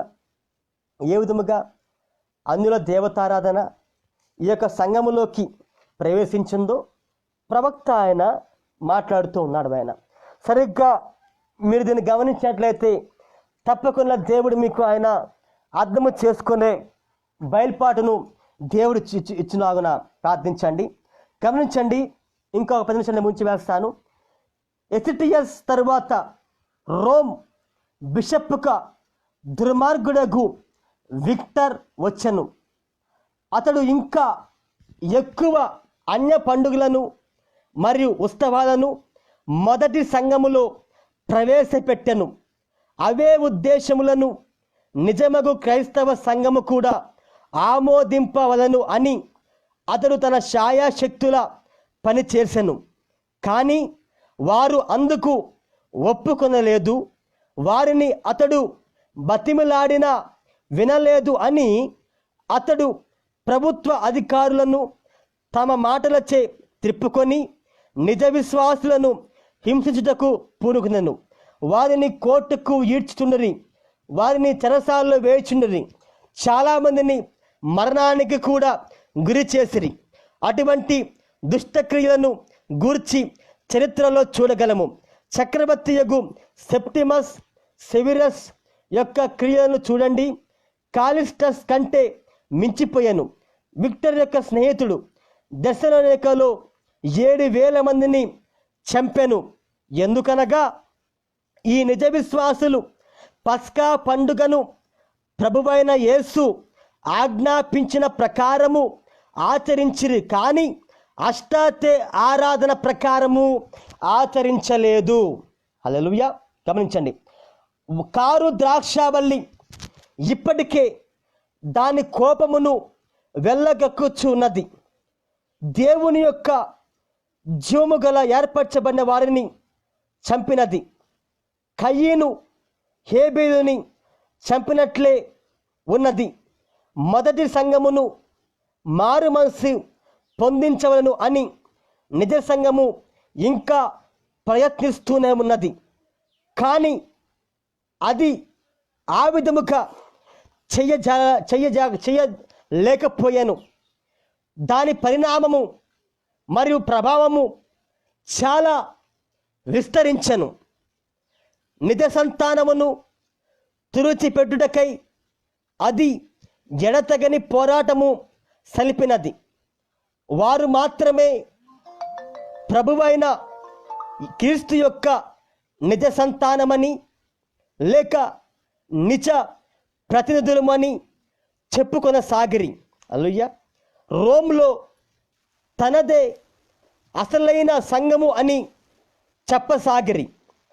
వారు మాత్రమే మొదటి సంఘము అని గొప్ప చెప్పుకొనిరి. నిజముగానే వారు మొదటి సంఘమై ఉన్నారు.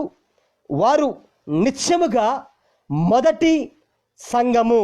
హల్లెలూయా. ఆ విధముగా ఈ 3వ సంఘ కాలమునకు 2 సంఘములు ఒకే పేరుతో తయారగుట మనము చూతము. 2 సంఘాలు మనం చూస్తున్నాం ఇక్కడ. కానీ వాటి మధ్య గొప్ప తేడా ఉన్నది. ఒకటి సత్యము నుండి తొలగిపోయినది. సత్యము అనగా వాక్యములోంచి ఒక సంఘము తొలగిపోయినది. విగ్రహాలను పెళ్లి చేసుకున్నది. జీవము లేనిదిగా ఉన్నది. అది సంకరపు సంతానముగా మారినది. దాని యొక్క కదలికలలో మరణ ఛాయలు కనపడినవి. జీవమే లేదు. చాలా సభ్యులతో అది బలముగా ఉన్నది. లోకం యొక్క బలము దానికి ఉన్నది. ఇంకొకటి హింసింపబడుచున్న చిన్న గుంపుగా ఉన్నది. కానీ అది వాక్యమును వెంబడించినది. హల్లెలూయా. సూచన క్రియలు ఆమెలో కనబడుచున్నవి. రోగులు స్వస్థత పొందిరి, మృతులు సజీవులైరి. ఆమె జీవముతో కదులుచూ ఉన్నది. దేవుని వాక్యము ఆమెలో ఉన్నది. ఆమె తన జీవితమును ప్రేమించటం లేదు, కానీ ఆయన నామమును గట్టిగా పట్టుకొని ఉన్నది. మరణము అయినా కానీ ఆయన విశ్వాసములను వదలలేదు. అదే 2వ సంఘము. అదే దేవుని వాక్యమును కలిగి ఉన్న సంఘము అని ప్రవక్త ఆయన మాట్లాడుతూ ఉన్నాడు. ఆయన హల్లెలూయా. అధికార రోమ్ యొక్క భయంకర హింస కాన్స్టాంటైన్ వచ్చి మత ఆరాధన స్వాతంత్రమును ఇచ్చు వరకు నిజ విశ్వాసుల మీదకి వచ్చినది. ఈ స్వాతంత్రము ఎందుకు ఇయ్యబడిందో 2 కారణాలు కనబడుచున్నవి. మొదటిగా ఆయా మంచి చక్రవర్తులు హింసను అనుమతించలేదు. కానీ కాలక్రమేణా వారు కూడా క్రైస్తవులను చంపిన వారినే అనుసరింపసాగిరి. క్రైస్తవులను ఒంటరిగా విడిచిపెట్టాలి అని చివరికి ప్రజలు మనవి చేసిరి. ఎంత మతిలేని విధముగా వారు ప్రవర్తించిరో దీనిని బట్టి అర్థము చేసుకునవచ్చును.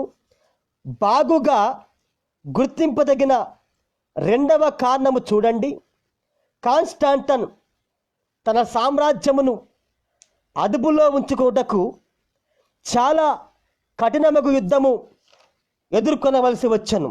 హల్లెలూయా. గమనించండి. ఒక రాత్రి స్వప్నమందు ఒక తెల్లని సిలువను అతడు తన ఎదుట చూచెను. క్రైస్తవులు తన విజయము కోసము ప్రార్థన చేసిన ఎడల తాను జయము పొందుకుందును అని, అందుకు అది శుభ సూచన అని అతడు భావించను. తాను ఈ విజయములో జయము పొందిన ఎడల స్వాతంత్రము ఇస్తాను అని వారికి వాగ్దానము చేసెను. అలాగే అతడు జయమును పొంది వచ్చి క్రీస్తు శకము 312లో నాంటెస్ పత్రము ప్రకారముగా ఆరాధన స్వాతంత్రమును ఇచ్చెను. హల్లెలూయా. హింస మరియు మరణం నుండి విముక్తి పొందుటకు ఇతడు ఇచ్చిన స్వాతంత్రము అది మొదట కనపడినంత ఉదారముగా కనపడలేదు. ఇప్పుడు కాన్స్టాంటైన్ ఒక అమలు చేయు అధికారి వలె హోదా పొందెను. అమలు చేయవలసిన వాడు ప్రేక్షకుని వలె సర్దుకొని పోలేడు కదా. సంఘము యొక్క వ్యవహారములలో తాను కూడా సహాయపడుటకు తీర్మానించుకున్నాను. ఆయా విషయముల మీద వారు భేదములు కలిగి ఉన్నట్లు అతడు చూచెను. అలెగ్జాండర్ బిషప్పగు ఏరియస్ తన అనుచరులకు తప్పు బోధ చేసెను. యేసు కేవలము దేవుడు అనుట తప్పు అనియు, దేవుని కంటే తక్కువవాడు అనియు, దేవుని ద్వారా స్తుతించబడిన వాడు అనియు చెప్పాను. పాశ్చాత్య సంఘము అందుకు భిన్నమైన అభిప్రాయమును కలిగి ఉండెను. యేసు దేవుడనియు ఆయన తండ్రితో సమానుడు అనియు వారు నమ్ముచు ఉన్నారు. ఇటువంటి సంగతులతో పాటు అన్య ఆచారములు ఆరాధనలోకి ప్రవేశించినవి. హల్లెలూయా. ఏ విధముగా అన్య ఆచారములు క్రైస్తవత్వములోకి ప్రవేశించినవో ఇప్పుడు మనము చూస్తూ ఉన్నాం. హల్లెలూయా. అన్ని గుంపులను ఏకము చేయవచ్చును అని అతడు తలంచెను, అనగా ఆలోచించెను. అక్కడ వారు తమ భేదములను విస్మరించి ఒక సామాన్య అవగాహనకు వచ్చుదురు అని తలంచెను. అందరూ ఒక్కటిగా అవుదురు అని తలంచెను. ఇది చాలా వింతగా లేదా? ఇది కాన్స్టాంతంతో ప్రారంభమైన కానీ చనిపోలేదు. నేటికి ఇంకా అది సజీవముగా ఉన్నది. ప్రపంచ సంఘ సమితిని చూడండి. నిజముగా ఆనాడు అతడు సాధించవలను అనుకున్నది ఈనాడు ప్రపంచ సంఘ ఉద్యమము ద్వారా సాధించబడినది. హల్లెలూయా. ఈ విధముగా కాన్స్టాంటిన్ అనే నోబెల్ చక్రవర్తి ద్వారా అన్యుల దేవత ఆరాధన, బౌద్ధదేవత ఆరాధన, వారి ఉత్సవాలు, వారి పండుగలు సంఘములోకి క్రీస్తు శకము 325వ సంవత్సరములో, హల్లెలూయా, క్రీస్తు శకము 325వ సంవత్సరములో నైసీన్ సభ ఆలోచన ద్వారా సంఘములోకి వాడు లోకములో ఉన్న ఆలోచనలు, బహుదేవత ఆరాధన, ముగ్గురు దేవతల ఆరాధన సమస్తమును కూడా కాన్స్టాంటిన్ నోబెల్ చక్రవర్తి ద్వారా ప్రవేశపెట్టబడడం మనం ఈరోజు చూస్తూ ఉన్నాము. హల్లెలూయా.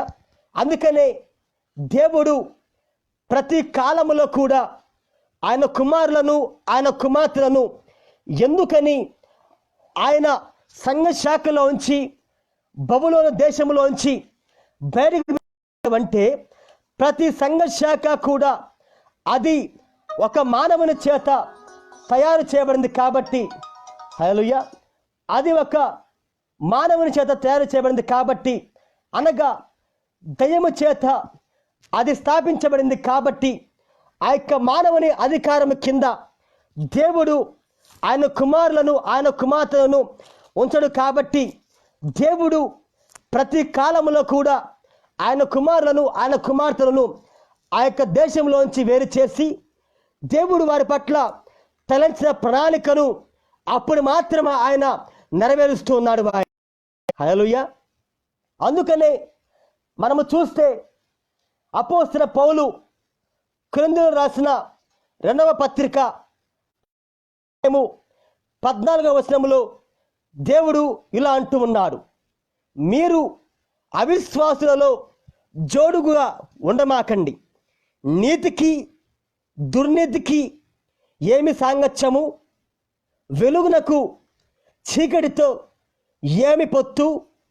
క్రీస్తునకు బెలియాలతో ఏమి సంబంధము? అవిశ్వాసితో విశ్వాసికి పాలు ఎక్కడిది? దేవుని ఆలయానికి విగ్రహములతో ఏమి పొందిక?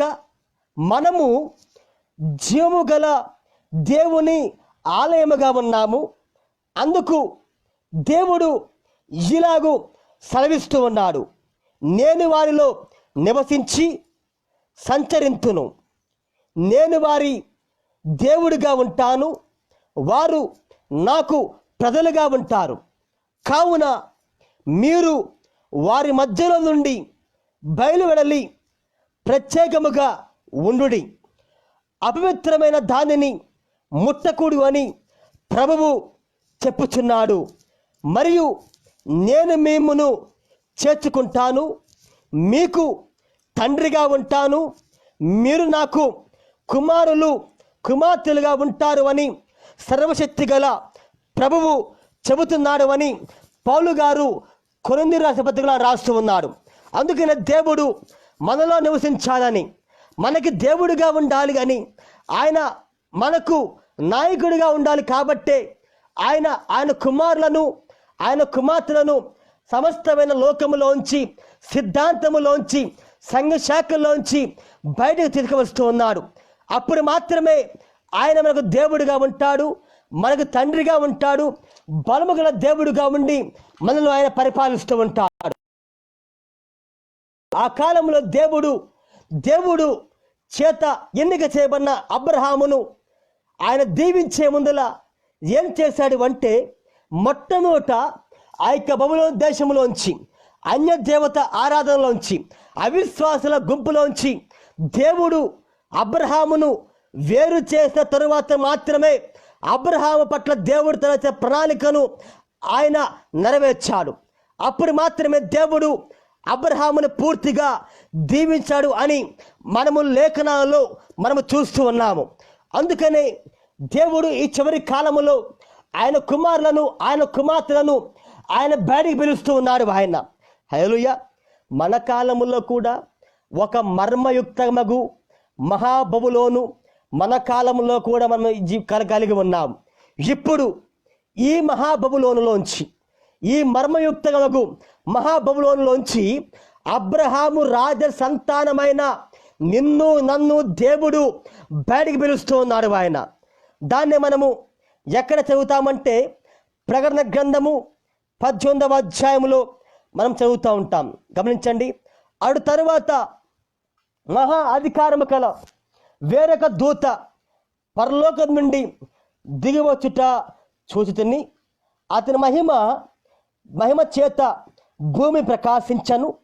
అతడు గొప్ప స్వరముతో ఆర్భటించి ఇట్లా అనను, మహాబబులోను కూలిపోయాను, అది దయ్యములకు నివాస స్థలమును, ప్రతి అపవిత్రాత్మకు ఉనికి పట్టును, అపవిత్రమును అసహ్యమును అయిన ప్రతి పక్షికి ఉనికి పట్టును ఆయను. ఎలయనగా సమస్తమైన జనములు మోహోద్రేకముతో కూడిన దాని వ్యభిచార మద్యమును త్రాగి పడిపోయిరి. భూరాజులు దానితో వ్యభిచరించిరి.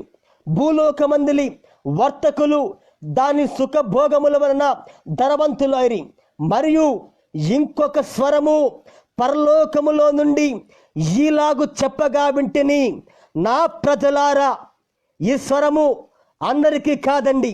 ఎన్నికలో దేవుని ఎన్నికలో జగత్తు పునాది వేయబడక మునుపు ఎంతమందినైతే ఆయన ప్రణాళికలో ఆయన ఎన్నికలో చూసుకున్నాడో ఆయన ప్రజలను మాత్రమే నా ప్రజలారా ఆయన బయటికి పిలుస్తూ ఉన్నాడు. ఆయన నా ప్రజలారా, మీరు దాని పాపములలో పాలువారు కాకూడనట్లు, దాని తెగులలో మరి ఏదియు మీకు ప్రాప్తింపకూడనట్లు దాన్ని విడిచి బయటకు రమ్మని ఒక స్వరము ఈ చివరి కాలములో ఆయన వధువును ఆయన బయటికి పిలుస్తూ ఉన్నాడు. ఆయన ఆ గొప్ప షకీన మహిమ, ఆ గొప్ప పరిశుద్ధాత్మ మనలో ఉండి ఆయన మనల్ని పరిపాలిస్తూ మనలో ఉన్న దేవుడిగా ఉంటాడు. ఆయన అప్పుడు మాత్రమే, ఎప్పుడైతే ఆయన మనలో ఉన్న దేవుడిగా ఉంటాడో, మీలో ఉన్న దేవుడిగా ఉంటాడో, అప్పుడు మాత్రమే మనము లోకములో ఉన్న ప్రతి దాన్ని కూడా మనం జయించగలము.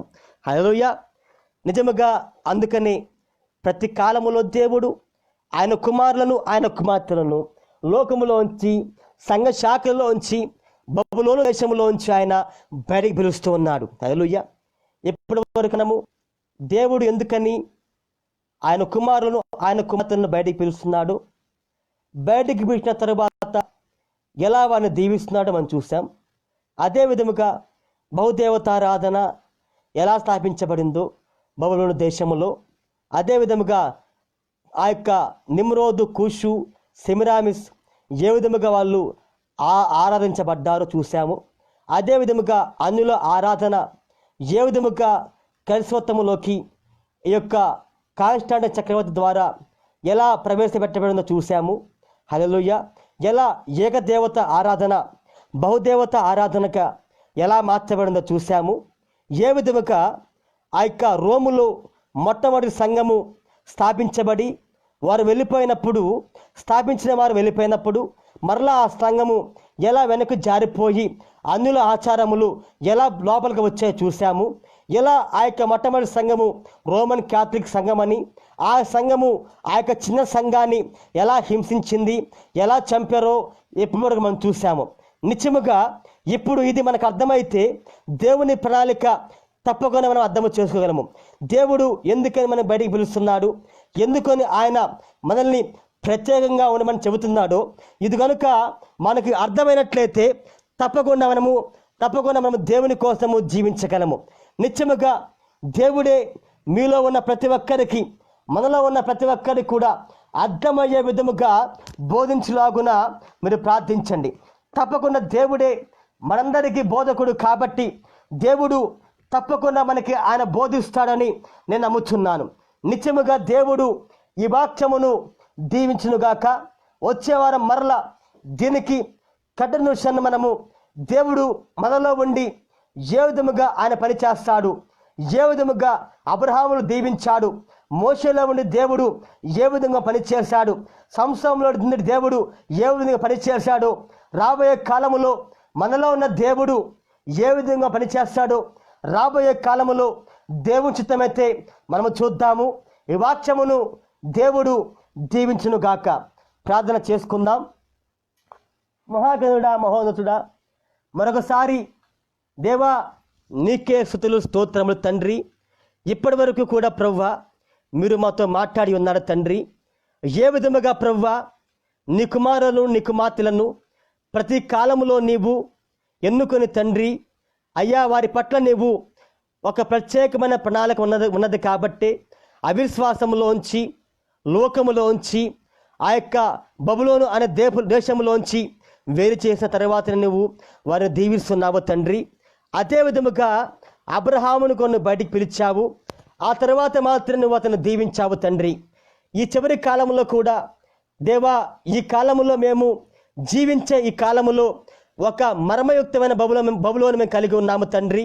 అది మహాబబులోని ప్రవ్వ. ఈ బబులోని దేశంలోంచి కూడా ప్రవ్వ ఆ యొక్క అన్యుల సిద్ధాంతములోంచి, మానవ ఆచారములోంచి, మానవ నాయకత్వములోంచి అయ్యా నీకు వధువును ఏ విధముగా నువ్వు బయటికి పిలుస్తున్నావో ఇప్పుడు మేము చూసాము తండ్రి. నిత్యముగా ఇక విషయాలు నీ ప్రజలకు అర్థమయ్యే విధంగా మీరు బోధించమని ప్రార్థిస్తున్నాము. ఏ ప్రభా ఇక వాక్యము దేవా నీ ప్రజల హృదయాల్లో పడి 30 వంతులు 60 వంతులు 100 వంతులుగా అది ఫలించి తిరిగి నీ వాక్యమునే మొలిపించే విధముగా ఉండే కృపను దయచేయమని ప్రార్థిస్తున్నాము తండ్రి. ఈ వాక్యమును ఇక ఉదయకాల సమయంలో ఎంతమంది అయితే విన్నారో ప్రతి ఒక్కరిని కూడా మీరు దీవించండి, ఆశీర్వదించండి ప్రవ్వా. అర్థము కాని వారికి మీరే మరొకసారి నీ వాక్యమును బోధించమని, మీకు దీవెనలు ఆశీర్వాదాలు నింపమని మా ప్రభు రక్షకుడైన యేసుక్రీస్తు నామములో ప్రార్థించి అడుగుచున్నాము తండ్రి. ఆమెన్. మా ప్రభు యేసుక్రీస్తు కృపా సమాధానము ఇప్పుడు ఎప్పుడు మనందరికీ ఎత్తబాటు వరకు సదాకాలము ప్రపంచములో చెదరి ఉన్న ఆయన వధువుకు ఎత్తబాటు వరకు సదాకాలము తోడై ఉండి నడిపించునుగాక. Amen, amen. God bless you all. దేవుడు ప్రతి ఒక్కరిని దీవించునుగాక. ఆమెన్.